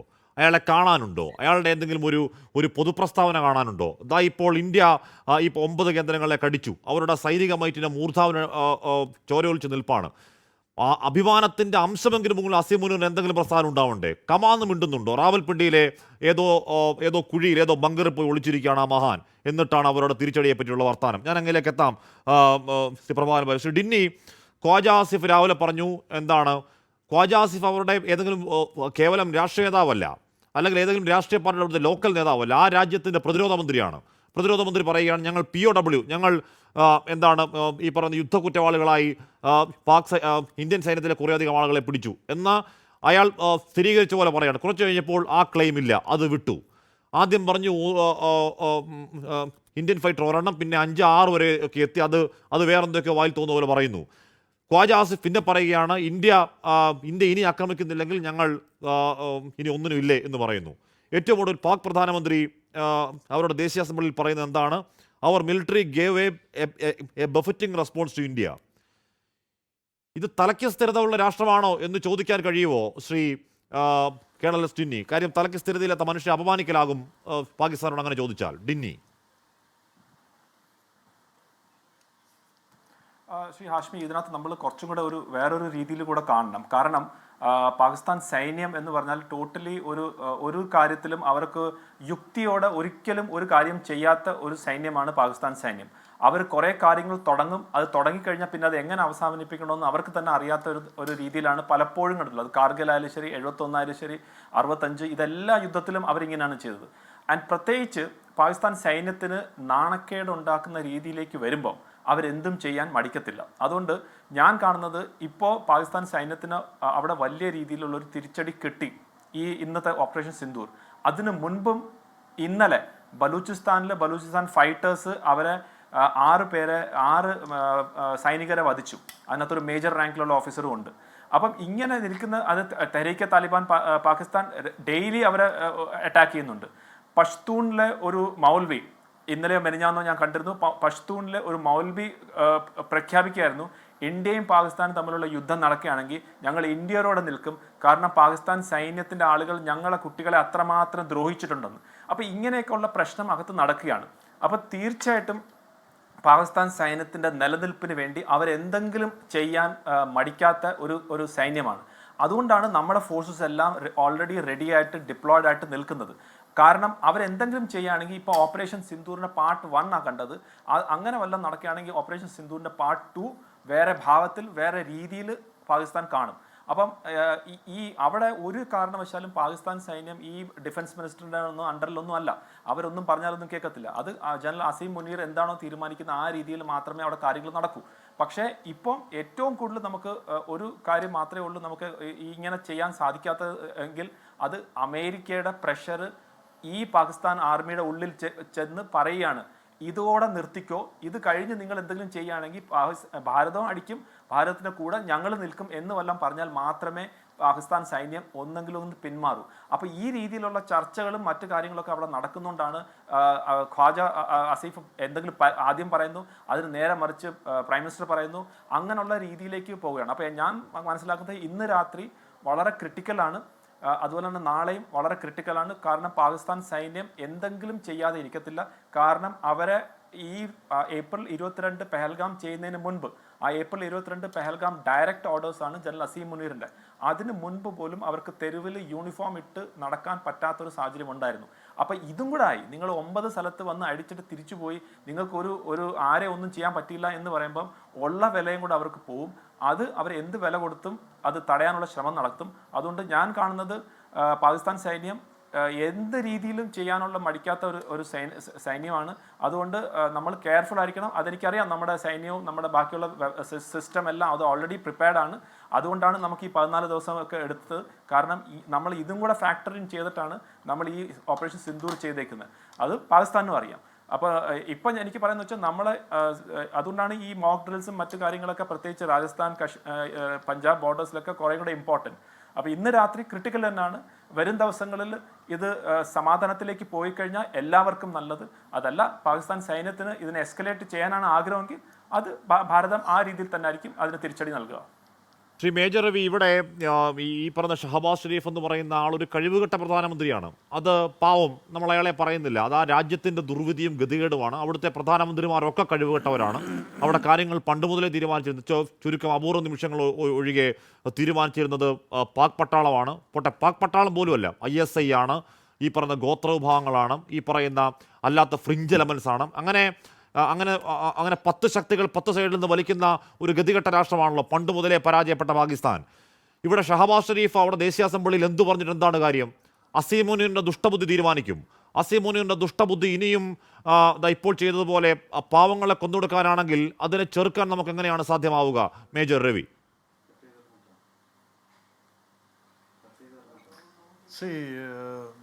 ആഷ്മി, പാകിസ്ഥാൻ്റെ നമ്മൾ പറയുമ്പോൾ ഡെമോക്രസി എന്ന് പറയും, പക്ഷെ അവിടെ ഓട്ടോക്രസിയാണ്. ഓട്ടോക്രസി എന്ന് പറഞ്ഞാൽ typical hypocrisy by army officers. പാകിസ്ഥാനിൽ നിന്ന് കൺട്രോൾ ചെയ്യുന്ന മുഴുവൻ ആർമി ഓഫീസേഴ്സാണ്, സെർവിങ് ആൻഡ് റിട്ടയർഡ് എന്ന് പറഞ്ഞു കഴിഞ്ഞാൽ റിയൽ പാരസൈറ്റ്സ്. ഇവിടത്തേക്ക് രാഷ്ട്രീയക്കാർ സ്വന്തക്കാർക്ക് വേണ്ടി അതൊന്നും ചെയ്യുന്നു എന്ന് പറയുന്ന സമയത്ത് ഇതൊന്നുമല്ല. അവിടെ ഒരൊറ്റ വൺ ഹെഡാണ്, അത് ആർമിക്കാർ. അപ്പോൾ അതുകൊണ്ട് നേരത്തെ ആഷ്മി പറഞ്ഞ പോലെ പ്രധാനമന്ത്രി പാവം, അതിന് പാവം എന്ന് തന്നെ പറയാം. കാരണം എന്താ വെച്ചാൽ അയാൾക്ക് യാതൊരു വിധത്തിലുള്ള അധികാരവുമില്ല. അതുകൊണ്ടാണ് അവിടെ പബ്ലിക്കായിട്ട് അയാൾ ഒരു സ്റ്റേറ്റ്മെൻറ്റ് കൊടുത്തു, നിങ്ങൾ ആർമി ഓഫീസേഴ്സ് എന്തെങ്കിലും പറഞ്ഞിട്ട് ന്യൂക്ലിയർ ഉണ്ട് ഇതെല്ലാം പറഞ്ഞ് ഇന്ത്യക്കാരെ ത്രട്ട് ചെയ്ത് കഴിഞ്ഞാൽ അതിൻ്റെ പ്രത്യാഘാതം അനുഭവിക്കേണ്ടത് പാകിസ്ഥാനീസായിട്ടുള്ള ജനങ്ങളാണ് എന്നവർ പറഞ്ഞിട്ടുണ്ട്. അപ്പോൾ അത് പ്രധാനമന്ത്രിയാണ് പറഞ്ഞിരിക്കുന്നത്. അപ്പോൾ അയാളൊരു നിസ്സഹായ അവസ്ഥയാണത്. ഇവിടെ വേണ്ടത് ഇപ്പം എന്താണ്? ഇവൻ ഈ ആർമി ചീഫ് ഇപ്പോൾ അവിടെ വന്നിരിക്കുന്ന ഈ പ്രശ്നങ്ങൾ അവൻ്റെ ഡയറക്റ്റ് ഓർഡറിലാണ് പേൽഗാം അറ്റാക്ക് നടന്നിരിക്കുന്നത്. പ്രധാനമന്ത്രിയുടെ അല്ല അത് ISIയുടെ ഓർഡറിൽ കൂടിയാണ് ഈ പേൽഗാം അറ്റാക്ക് നടത്തിയിരിക്കുന്നത്. എന്താണ്, നിങ്ങൾക്ക് ഇതിൽ നിന്ന് എന്തെങ്കിലും ഓർമ്മിച്ചെടുക്കാൻ പറ്റുമോ? 99 ചൈനയിൽ ഇരുന്നു കൊണ്ട് ഈ മുഷഫ് എന്ന് പറയുന്ന, അതിന് അങ്ങനെയുള്ള വേർഡുകൾ എനിക്ക് യൂസ് ചെയ്യാൻ പറ്റുന്നത്, മുഷഫ് എന്ന് പറയുന്നവൻ എന്ത് ചെയ്തു? അവിടെ ഇരുന്നു കൊണ്ട് ഞാനിവിടെ ഒന്നും ഇല്ല, പക്ഷേ നമ്മുടെ പോസ്റ്റുകളിൽ കയറിയിരുന്നു. അത് അൺഫോർച്ചുനേറ്റ്ലി അയാൾ വിചാരിക്കുന്നതിനേക്കാൾ മുന്നേ നമ്മളത് ഡിറ്റക്ട് ചെയ്തു. ആ ആട്ടിടയന്മാർ കാണലും. അതുകൊണ്ട് അയാൾ വിചാരിക്കുന്ന സമയത്തിനേക്കാൾ ഒരാഴ്ച മുന്നേ ഈ വാർ മാറി പൊട്ടിപ്പുറപ്പെട്ടു. പക്ഷേ അയാൾ ഉദ്ദേശിച്ചത് അത് തന്നെയായിരുന്നു. ഇത് പൊട്ടിപ്പുറപ്പെട്ട് കഴിഞ്ഞിട്ട് വേണം അയാൾക്ക് അധികാരത്തിൽ കയറാൻ. അതാണ് അയാൾ ചെയ്തത്.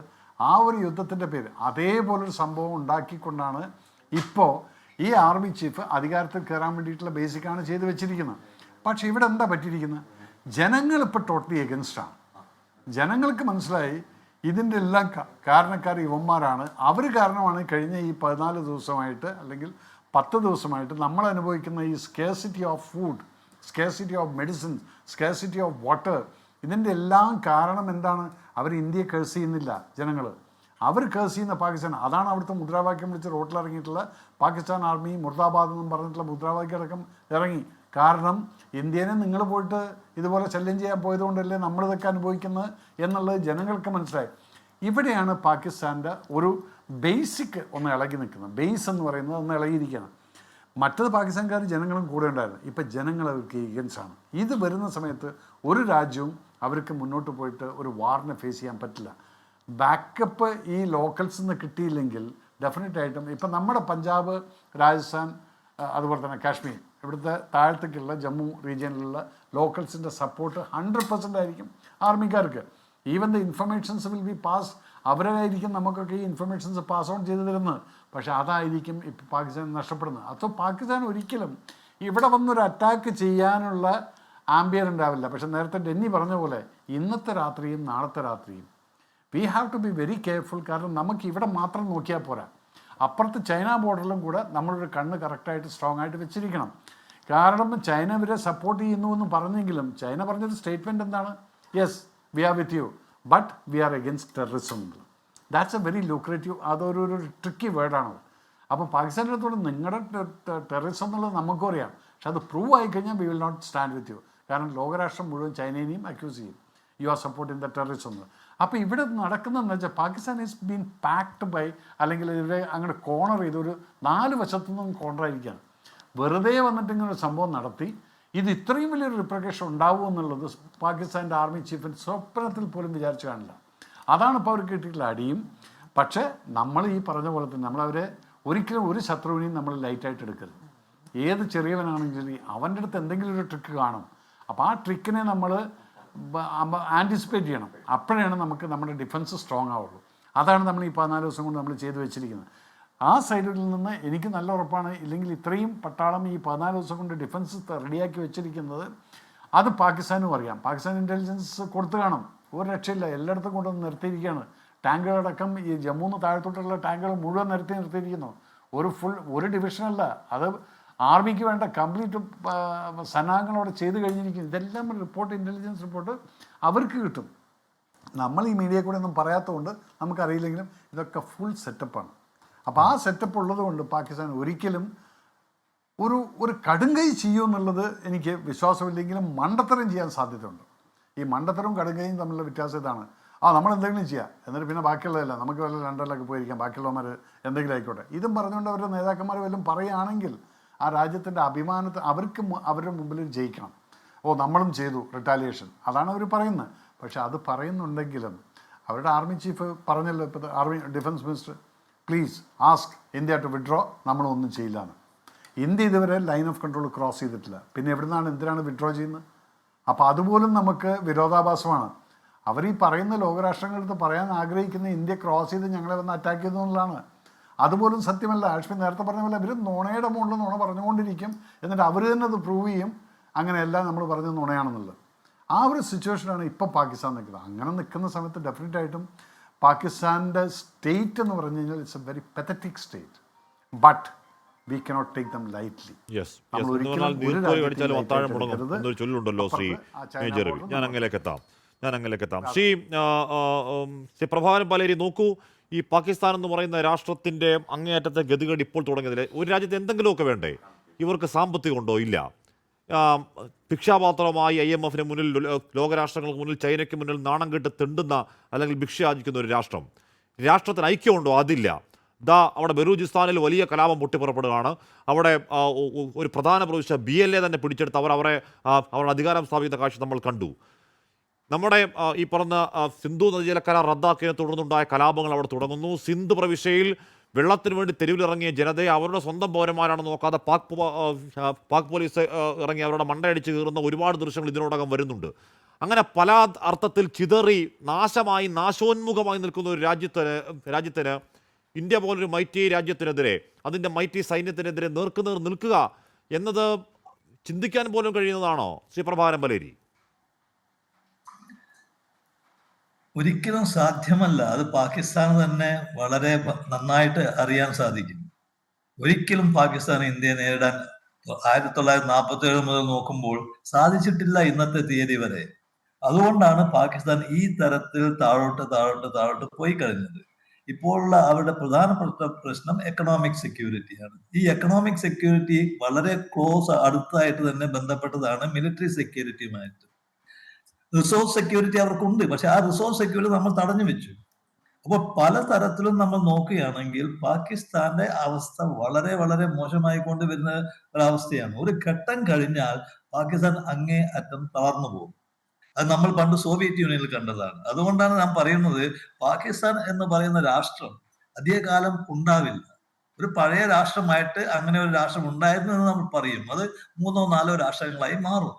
അതാണ് പണ്ടത്തെ മഞ്ജൂക്കിയ എന്നൊക്കെ നമ്മൾ പറയുന്നത്. ഒരുപാട് രാഷ്ട്രങ്ങൾ ലോകത്തിൽ ഉണ്ടായിട്ട് ഇപ്പോൾ ഇല്ലാത്ത രാഷ്ട്രങ്ങളുണ്ട്. അതിലൊരു രാഷ്ട്രമായിട്ടാണ് പാകിസ്ഥാൻ മാറാൻ പോകുന്നത്. വേറെ ഒരു രാഷ്ട്രത്തിനെയും ഞാൻ ഇങ്ങനെ കാണുന്നില്ല. കാരണം ഒരുപാട് രാഷ്ട്രങ്ങളെ പറ്റി നമുക്ക് അറിയണം, പഠിക്കണം. അപ്പോൾ അതിൽ ഞാൻ കാണുന്ന ഒരേ ഒരു രാഷ്ട്രം പാകിസ്ഥാനാണ്. അതിന് ഭാവിയില്ല എന്നുള്ളത്. പക്ഷെ ഇന്ത്യയുടെ നിർഭാഗ്യം എന്താണെന്ന് വെച്ചാൽ അങ്ങനെയുള്ള രാഷ്ട്രത്തെയാണ് നമുക്ക് അയൽവാസിയായിട്ട് കിട്ടിയത്. അവിടെ നമ്മൾ എന്തു ചെയ്യും എന്നുള്ളത് ഇന്ത്യ ഇനിയും പഠിച്ചിട്ടില്ല എന്ന് ഞാൻ പറയും. പറഞ്ഞത് എന്തുകൊണ്ടാണെന്ന് വെച്ചാൽ അത് കേട്ട് വാശി പിടിച്ചെങ്കിൽ നമ്മൾ കുറച്ചും കൂടെ മുന്നോട്ട് നോക്കണം. പോരാ, നമുക്ക് ഇനിയും ഇതുപോലെയുള്ള ഒരു അയൽവക്കത്തിന്, ഇതുപോലെയുള്ള അയൽവാസിയെ കൂടെ കൊണ്ടുപോകാൻ, അവർ മരിച്ചു പോകുന്നവരെ കൂടെ കൊണ്ടുപോകാൻ നമ്മൾ കുറച്ച് ശ്രമിക്കണം. അല്ലെങ്കിൽ നമുക്ക് അത് ബാധിക്കും, വളരെ കാര്യമായിട്ട് ബാധിക്കും. അത് ഞാൻ കാണുന്നുണ്ട്. പ്രത്യേകിച്ച് ബംഗ്ലാദേശിനെ നോക്കൂ. ബംഗ്ലാദേശ് ഇപ്പോൾ എന്താ ചെയ്യും? നമ്മൾ അവിടെ ശ്രദ്ധ കൊടുക്കുന്നില്ല. ഉണ്ട്, തീർച്ചയായിട്ടും ഇന്ത്യ ഇപ്പോൾ നല്ലൊരു ഭരണകൂടമാണ് ഇന്ത്യക്കുള്ളത്. നല്ലൊരു വിദേശകാര്യമന്ത്രി നമുക്കുണ്ട്. എല്ലാ സംഘവും ചെയ്യുന്നു. പക്ഷെ എന്നാലും ഒരു പേടി, അത് അറിയുന്നത് കൊണ്ടാണ് പേടി. ഈ രോഗം എന്താണെന്ന് അറിയുന്ന രോഗിക്കല്ലേ രോഗത്തെ പറ്റി പേടി ഉണ്ടാവും. അപ്പൊ അതുപോലെയുള്ള അവസ്ഥയാണ് ഇന്ത്യ ഉള്ളത്. ഇന്ത്യക്ക് ഇതേ ഏറ്റവും വലിയ നിർഭാഗ്യം ഇന്ത്യക്ക് കിട്ടിയ ഒരു അയൽവാസിയാണ്. ഏറ്റവും വലിയ നിർഭാഗ്യം വന്നു പോയത്. അത് നല്ലതാണോ ചീത്തയാണോ എന്ന് എനിക്ക് അറിയില്ല. പക്ഷെ പാകിസ്ഥാൻ എന്ന് പറയുന്ന രാഷ്ട്രം ദിവസങ്ങൾ മാത്രമുണ്ട്. ദിവസങ്ങൾ എന്ന് പറഞ്ഞാൽ കൊല്ലങ്ങൾ ഉണ്ടാകും. പക്ഷെ അത്രയും കാലം നമ്മൾ അതിനെ പിടിച്ചു നിൽക്കണം. ശരിയാണ്. അതിന് എന്ന് സഹായിക്കുന്ന പറഞ്ഞാൽ ശിഥിലീകരിച്ച് അതിന്റെ സ്വാഭാവിക ചരമത്തിലേക്ക്, അത് സ്വാഭാവിക അന്ത്യത്തിലേക്ക് പോകുന്ന ഒരു രാഷ്ട്രമാണ് എന്നുള്ളത് നമുക്ക് നേരത്തെ തന്നെ അറിയാം. അത് സാമ്പത്തികമായിട്ടാവട്ടെ, രാജ്യത്തിന് ഇൻ്റഗ്രേറ്റഡ് കാര്യമാകട്ടെ, പലതായി ചിതറിപ്പോകേണ്ട അധികം ആയുസ്ഥയില്ലാത്ത ഒരു രാഷ്ട്രമാണ് പാകിസ്ഥാൻ എന്ന് അങ്ങ് പറയുന്നത് 100% ശരിയാണ്. ഞാൻ അങ്ങനെയൊക്കെ താമസിച്ചു. ജോസ് കുട്ടി സിയെ, ഇവിടെ ഇന്ന് നമ്മൾ കണ്ട ദൃശ്യങ്ങൾ, ആ വിഷ്വലുകൾ രാജ്യത്തെ ഓരോ പൗരൻ്റെയും ഉള്ളിലെ വേദനയ്ക്ക്, മുറിവിന് പരിഹാരമാകാൻ അനിവാര്യമായിരുന്നു. സ്പെക്ടാക്കുലറാണ് അകത്താക്കൽ. പക്ഷെ ഞാൻ വിശ്വസിക്കുന്നത് ഇന്ന് നടത്തിയ ഭീകരാക്രമണത്തെക്കാൾ ഇമ്പാക്ട്ഫുള്ളായ ഒരാക്രമണം നമ്മൾ നേരത്തെ നടത്തി. അത് സിന്ധു നദീജല കരാർ മരവിപ്പിക്കലാണ്. ഇതിനോടകം അതിൻ്റെ പ്രശ്നങ്ങൾ അവിടെ തുടങ്ങുന്നുണ്ട്.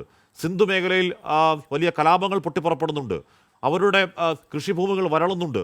എഴുതി വെക്കണം ശ്രീ ജോസ് കുട്ടി സിയെ, വരും നാളുകളിൽ അവിടുത്തെ വലിയ ജനത എന്ന് പറഞ്ഞാൽ അവിടുത്തെ പ്രധാന മേഖലകളിലെ ഒരുപക്ഷെ രാജ്യത്തിൻ്റെ പകുതിയോളം വരുന്ന ജനത അവരുടെ ഭരണകൂടത്തിനെതിരെ യുദ്ധം പ്രഖ്യാപിക്കാൻ ഒരുങ്ങുന്ന ഒരവസ്ഥയുണ്ടാകും. ദീർഘനാൾ ഇപ്പോൾ നമ്മൾ നടത്തിയ സൈനിക ഓപ്പറേഷൻ പക്ഷേ ഇന്നത്തെ അവസാനിക്കുമെങ്കിലും നമ്മൾ നടത്തിയ നയതന്ത്ര സ്ട്രൈക്ക് അത് ദീർഘനാൾ തുടരുന്ന ഒരു യുദ്ധമായി നിൽക്കില്ലേ അവിടെ ജോസ് കുട്ടി സിയെ? തീർച്ചയായിട്ടും നമ്മൾ പാകിസ്ഥാനെ നേരിടേണ്ടത് സൈനികമായി നേരിടുന്നത് അതിൻ്റെ ഒരു വശം മാത്രമാണ്. അതിനേക്കാൾ ഉപരിയായി എൻ്റെ അഭിപ്രായത്തിൽ പാകിസ്ഥാൻ ഏത് നാണയത്തിലാണോ നമ്മളോട് പെരുമാറുന്നത് അതിന് തക്കതായിട്ടുള്ളൊരു തന്ത്രം നമ്മൾ ആവിഷ്കരിച്ച് നടപ്പാക്കേണ്ടതുണ്ട്. ഈ സിന്ധു നദീതട നമ്മുടെ ജലകരാർ നമ്മൾ നേരത്തെ എടുത്ത് പാകിസ്ഥാനെ പ്രയോഗിക്കേണ്ട ഒരു കാര്യമാണ്. കാരണം നമ്മൾ ഇവിടുന്ന് കൊടുക്കുന്ന വെള്ളം കുടിച്ചിട്ടാണ്, അല്ലെങ്കിൽ അതിൽ ഭക്ഷണം പാകം ചെയ്തിട്ടാണ് പാകിസ്ഥാൻ നമുക്കെതിരെ അക്രമം അഴിച്ചുവിടുന്നത്. തീർച്ചയായിട്ടും നമ്മളത് നേരത്തെ നിർത്തലാക്കേണ്ടതായിരുന്നു.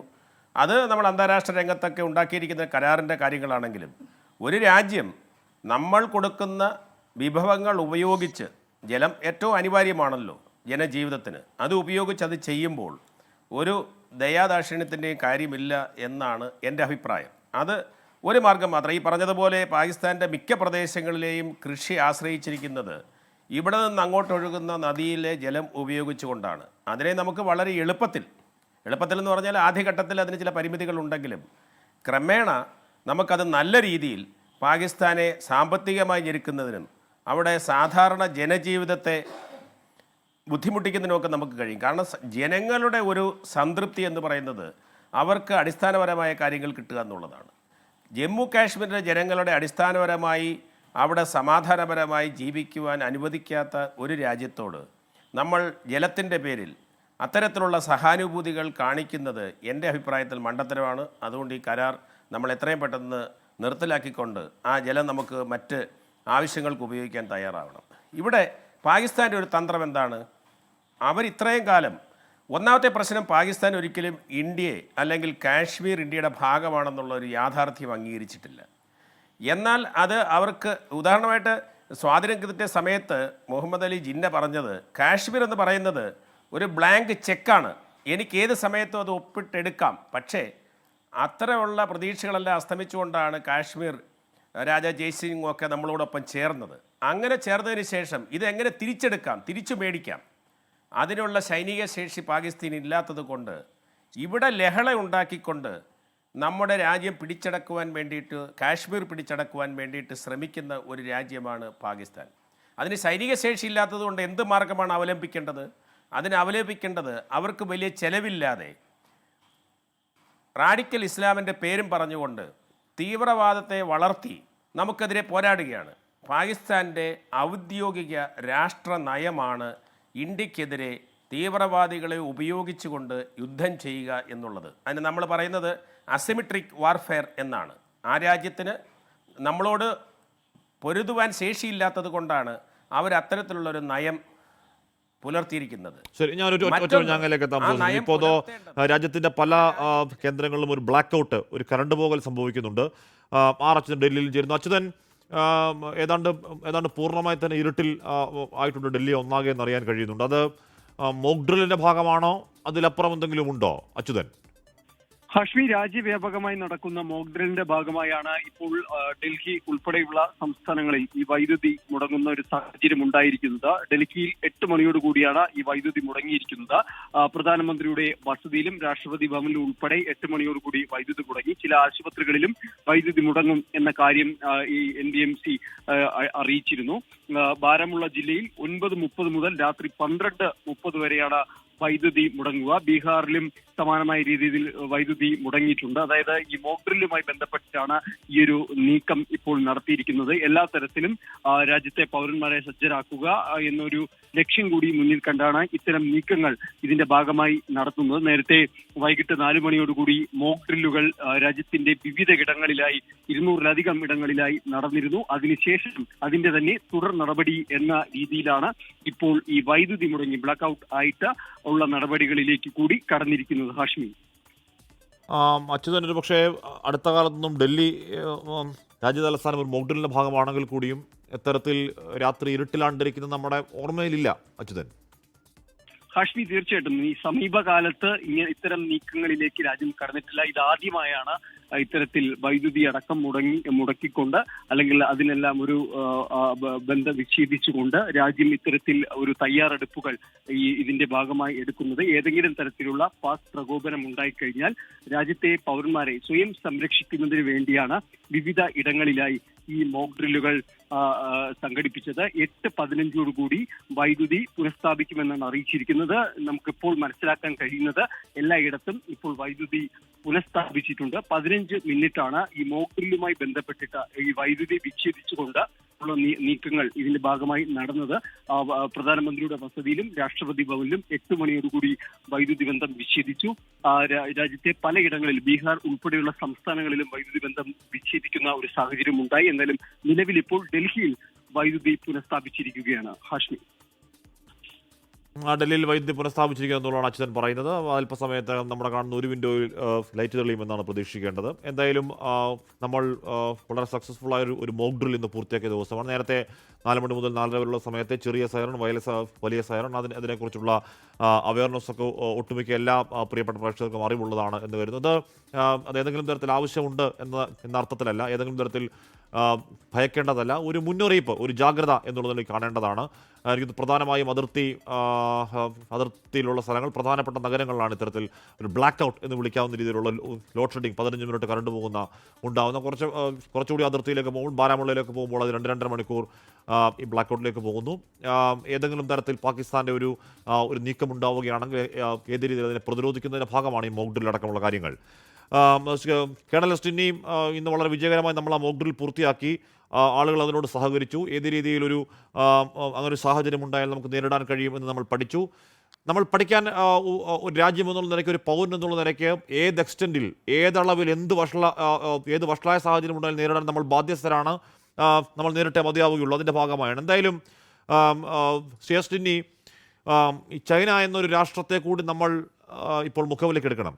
അതിന് കാരണം യുദ്ധം ചെയ്യാതെ എങ്ങനെ യുദ്ധം ജയിക്കാം എന്ന കുറുക്കൻ ബുദ്ധിയുള്ളവരാണ്. ഈ പറയുന്ന പാകിസ്ഥാൻ പോലെയുള്ള കുരങ്ങുകളെ കൊണ്ട് എങ്ങനെ ചുടുചോറ് വാരിക്കാം എന്ന് ഗവേഷണം നടത്തുന്നവരാണ്. അതുകൊണ്ട് ഈ സമയത്ത് അവരുടെ മൗനം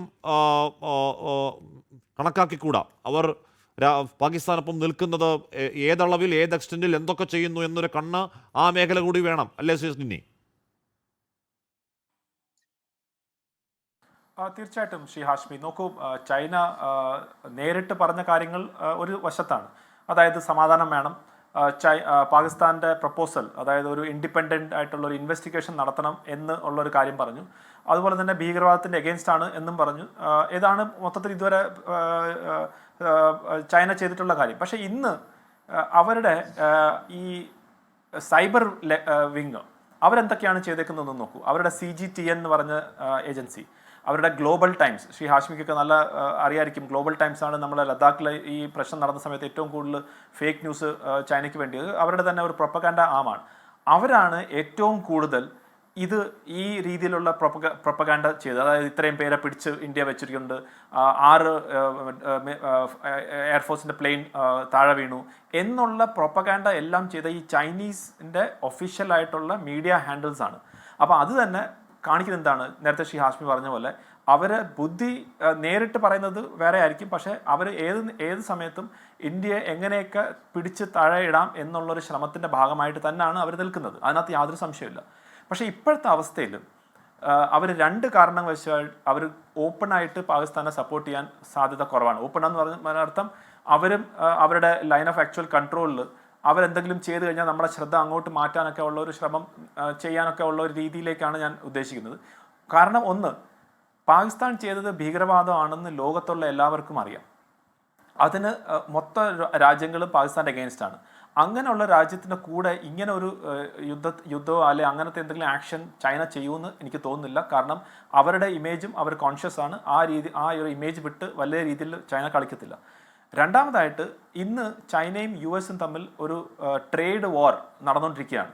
അപ്പോൾ തീർച്ചയായിട്ടും ഭാരതം പോലുള്ള ഒരു രാജ്യത്തിന് ചൈന അങ്ങനെ ഒരു പിണക്കാൻ സാധ്യത കുറവാണ്. അതുകൊണ്ടാണ് ഇന്നിപ്പോൾ ചൈനയും ഭാരതവും തമ്മിലുള്ള ബോർഡർ ഇഷ്യൂവും അവർ ചർച്ചയ്ക്കും അതിനൊരു പരിഹാരം കാണണമെന്നും പറഞ്ഞ് സ്ഥിതി നോർമലാക്കാൻ വേണ്ടിയുള്ള ശ്രമം നമ്മൾ കഴിഞ്ഞ ഒരു വർഷത്തിൻ്റെ ഉള്ളിലുള്ള കാര്യങ്ങൾ കണ്ടു.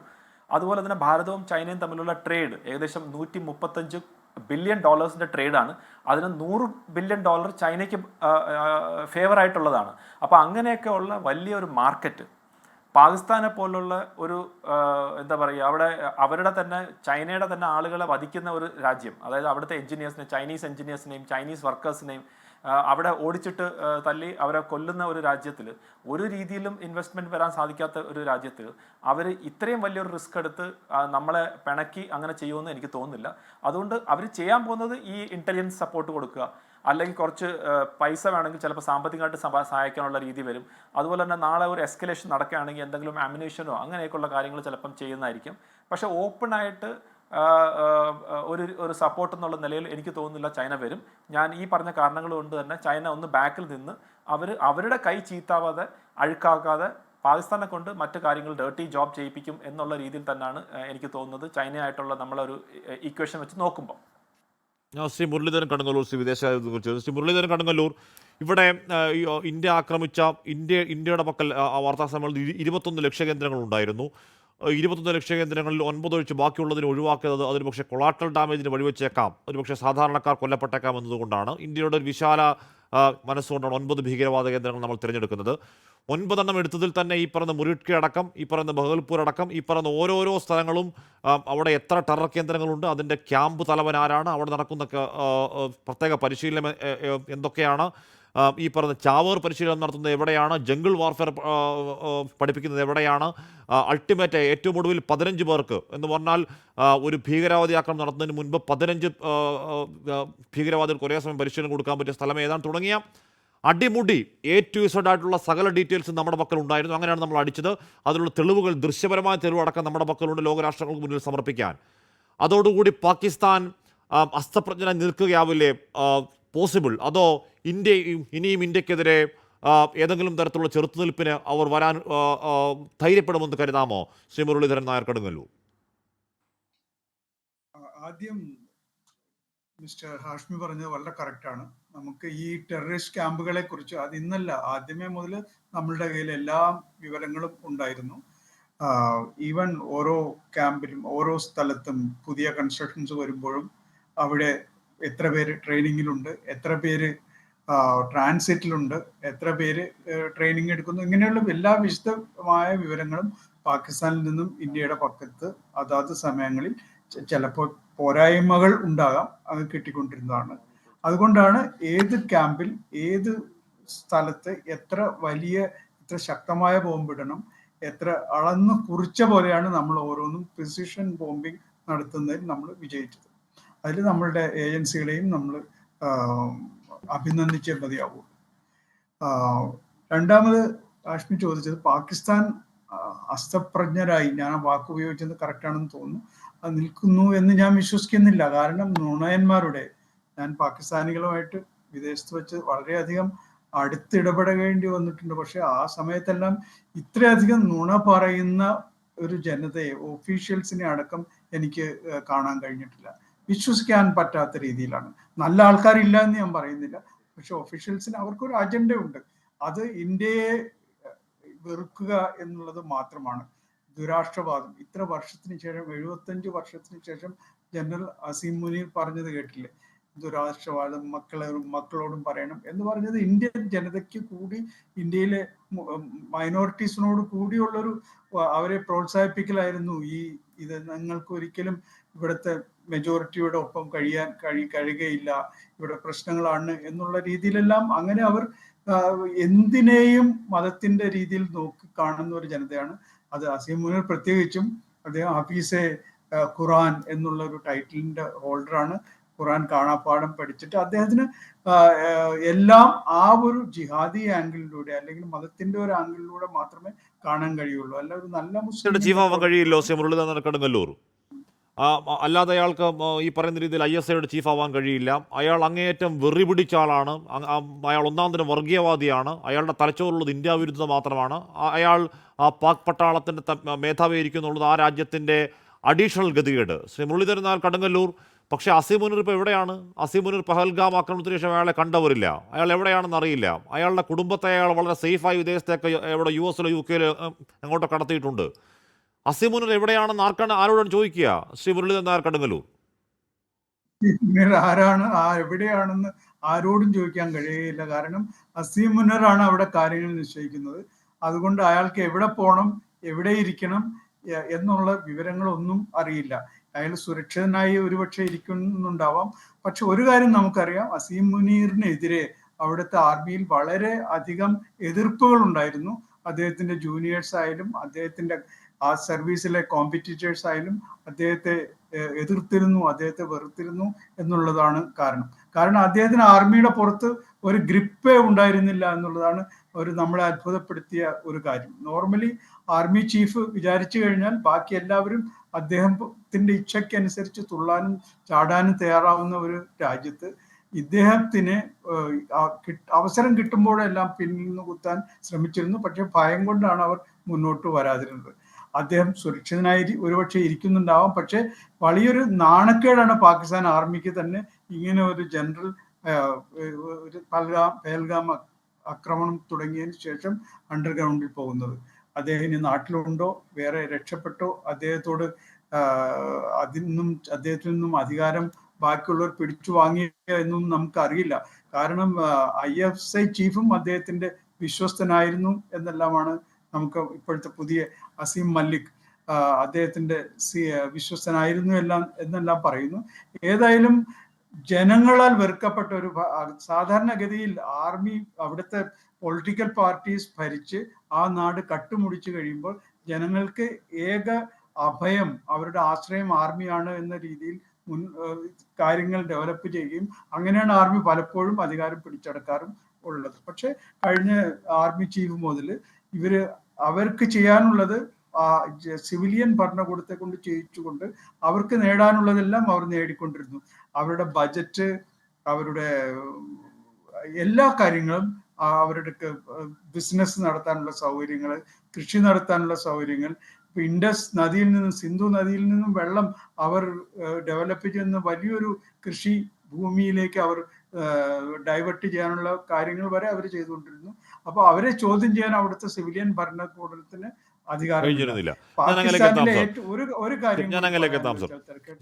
ഇവിടെ ഈ പറയുന്ന അസീം മുനീർ എന്ന് പറയുന്ന ആൾ കേവലം പട്ടാള മേധാവി മാത്രമല്ല, അയാൾ ഒരു യുദ്ധവെറിയൻ മാത്രമല്ല, അധികാര കൊതിയൻ കൂടിയാണ്. പർവേസ് മുഷാറഫിന്റെ വഴിയിൽ, കിയാനിയുടെ വഴിയിലൊക്കെ ഏതെങ്കിലും തരത്തിൽ ഷഹബാസ് ഷെരീഫിൽ നിന്ന് കൈ കിട്ടിയാൽ ഇല്ല കാക്ക നെയ്യപ്പം തട്ടിപ്പറിക്കുന്ന പോലെ അധികാരം തട്ടിപ്പറിച്ച കസേരയിൽ കയറി ഇരിക്കാമോ എന്ന് കരുതുന്ന ആളാണ്. എന്തും ചെയ്യാൻ മടിക്കാത്ത ആളാണ്, വൃത്തികെട്ടവനാണ്. ശ്രീ ഡിന്നി, ഈ രാത്രി അല്ലെങ്കിൽ വരുന്ന 2-3 രാത്രികളിൽ രാജ്യം ജാഗ്രതയോടെ കാത്തിരിക്കേണ്ടത് ഏതൊക്കെ മേഖലകളിലാണ്?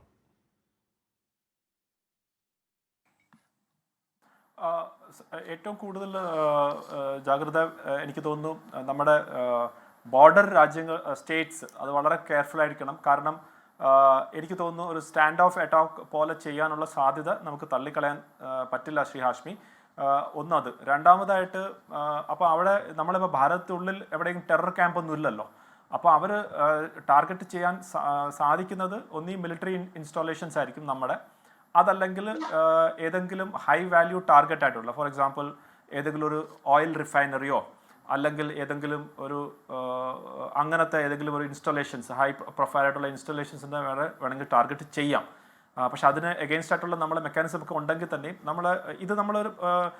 ഒരു ഏതോ ഒരു ശത്രു രാജ്യത്തിന് നമ്മൾ ഒരിക്കലും പുച്ഛത്തോടെ അല്ലെങ്കിൽ അവരെ അങ്ങനത്തെ രീതിയിലല്ല നമ്മൾ സൈന്യവും കാണുന്നത്.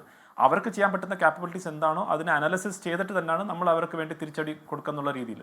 പ്രത്യേകിച്ച് ജനറൽ അസീം മുനീറിനെ പോലെ ഒരാളും, പ്രത്യേകിച്ച് ഇപ്പോൾ പാകിസ്ഥാൻ്റെ സൈന്യത്തിൻ്റെ അവസ്ഥയും കണ്ട് അവർ സത്യം പറഞ്ഞാൽ ഇപ്പം സൈന്യം ഏതാണോ ഭീകരവാദികൾ ഏതാണോ എന്ന് അറിയാൻ പറ്റാത്തൊരവസ്ഥയിലേക്ക് മാറി ശ്രീ ഹാഷ്മി. ഇന്ന് നോക്കൂ, അവിടുത്തെ ചില വിഷ്വൽസ് ശ്രീ ഹാഷ്മി ശ്രദ്ധിച്ചാണ്.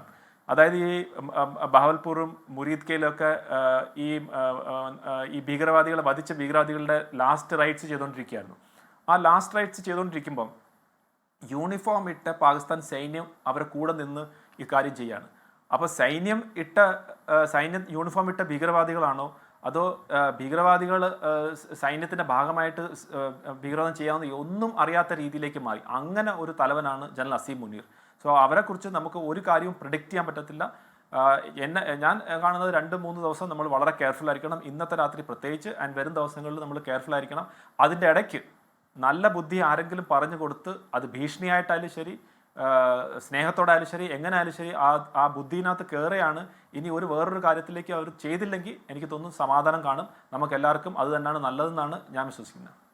ഓക്കെ, പ്രഭാകരൻ പറയില്ല, ഇവിടെ നമ്മൾ വളരെ പ്രിസൈസായി വളരെ ക്ലിനിക്കൽ ആയ പ്രിസിഷനോട് നമ്മളൊരു ആക്രമണം നടത്തുന്നു.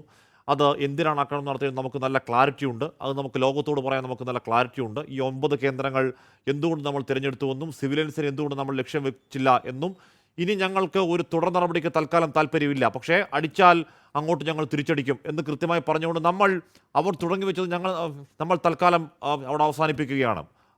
So far so good. Shri Prabhakaran പറയില്ലേ, അതിനുശേഷം അമേരിക്ക ഇടപെടുന്നുണ്ട്, ചൈന അവരുടെ ദുഷ്ടബുദ്ധിയിലാണെങ്കിൽ കൂടി ഇടപെടുന്നുണ്ട്, UK പറയുന്നുണ്ട്, UN പറയുന്നുണ്ട്, ലോകരാഷ്ട്രങ്ങളൊക്കെ സമാധാനത്തിന് വേണ്ടി വാദിക്കുന്നു. ഇനിയുള്ള മുന്നോട്ടുള്ള ദിവസം നമ്മൾ എന്തായാലും നമ്മുടെ പ്രതികാരവാഞ്ച തൽക്കാലം തീർന്നിരിക്കുന്നു ശ്രീ പ്രഭാകരൻ പലരി. ഇനി വരുന്നുള്ള ദിവസങ്ങളിൽ ഈ എസ്കലേഷൻ ആവാതിരിക്കാൻ ലോകരാഷ്ട്രങ്ങളുടെ ഒരു സമീപനം ഏത് രീതിയിലാണെന്നാണ് പ്രതീക്ഷിക്കേണ്ടത് ശ്രീ പ്രഭാകരൻ പലരി? ലോക രാഷ്ട്രങ്ങളുടെ സമീപനം നമ്മളോടുള്ളത് നമ്മൾ ഇതിനകം മനസ്സിലാക്കി കഴിഞ്ഞു. ലോകത്തിലെ ആർക്കും വലിയ കാര്യമായിട്ട് ഇന്ത്യയോട് യാതൊരു എതിർപ്പും ഇതിൽ ഞാൻ കാണുന്നില്ല.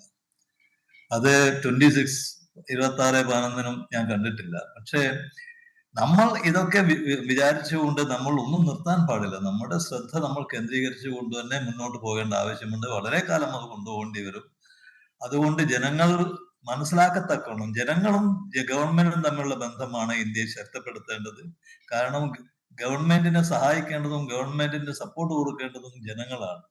അപ്പൊ ഗവൺമെന്റിനെ എതിർക്കുന്ന ജനങ്ങൾ നമ്മുടെ നാട്ടിലുണ്ടെങ്കിൽ അത് എല്ലാ രാജ്യത്തും ഉണ്ടാവും. ഗവൺമെന്റിനെ എടുക്കുന്ന അവരിത് മനസ്സിലാക്കിക്കൊണ്ട് ദേശീയ സുരക്ഷയാണ് ഏറ്റവും ഇമ്പോർട്ടന്റ് ആയിട്ടുള്ളത്, മനുഷ്യന്റെ ജീവനാണ് ഏറ്റവും പ്രധാനപ്പെട്ടതെന്ന് മനസ്സിലാക്കിക്കൊണ്ട് അത് ഗവൺമെന്റിനെ നമ്മൾ സഹായിക്കുകയാണ് വേണ്ടത്. അങ്ങനെ സഹായിച്ചിട്ടില്ലെങ്കിൽ ഗവൺമെന്റിന് ആ സപ്പോർട്ട് കിട്ടില്ല. സപ്പോർട്ട് കിട്ടിയില്ലെങ്കിൽ ഗവൺമെന്റ് ഇത് കണ്ടിന്യൂ ചെയ്യാൻ പറ്റില്ല.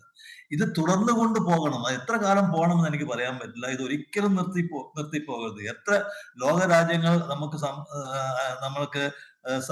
സഹായം തരുന്നില്ല, ലോകരാജ്യങ്ങൾ ആരൊക്കെയാണ് നമുക്ക് സപ്പോർട്ട് തരുന്നത്, അതിനനുസരിച്ച് നമ്മൾ ഇത് നിർത്താൻ പാടില്ല. അവർക്ക് അതിലെ കൂടുതലൊന്നും അഭിപ്രായം പറയാനല്ലാതെ വേറൊന്നും ചെയ്യാൻ പറ്റില്ല. ചൈനയെ പറ്റി എനിക്ക് വലിയ ഭയമൊന്നുമില്ല. ചൈനക്ക് വളരെ ചിന്തിച്ചിട്ട് തന്നെയാണ് ചൈന അവരുടെ എല്ലാ കാര്യങ്ങളും ചെയ്യുന്നത്. ചൈനയ്ക്ക് ഇന്ത്യ നശിച്ചു പോകുന്നതിൽ യാതൊരു താല്പര്യവുമില്ല.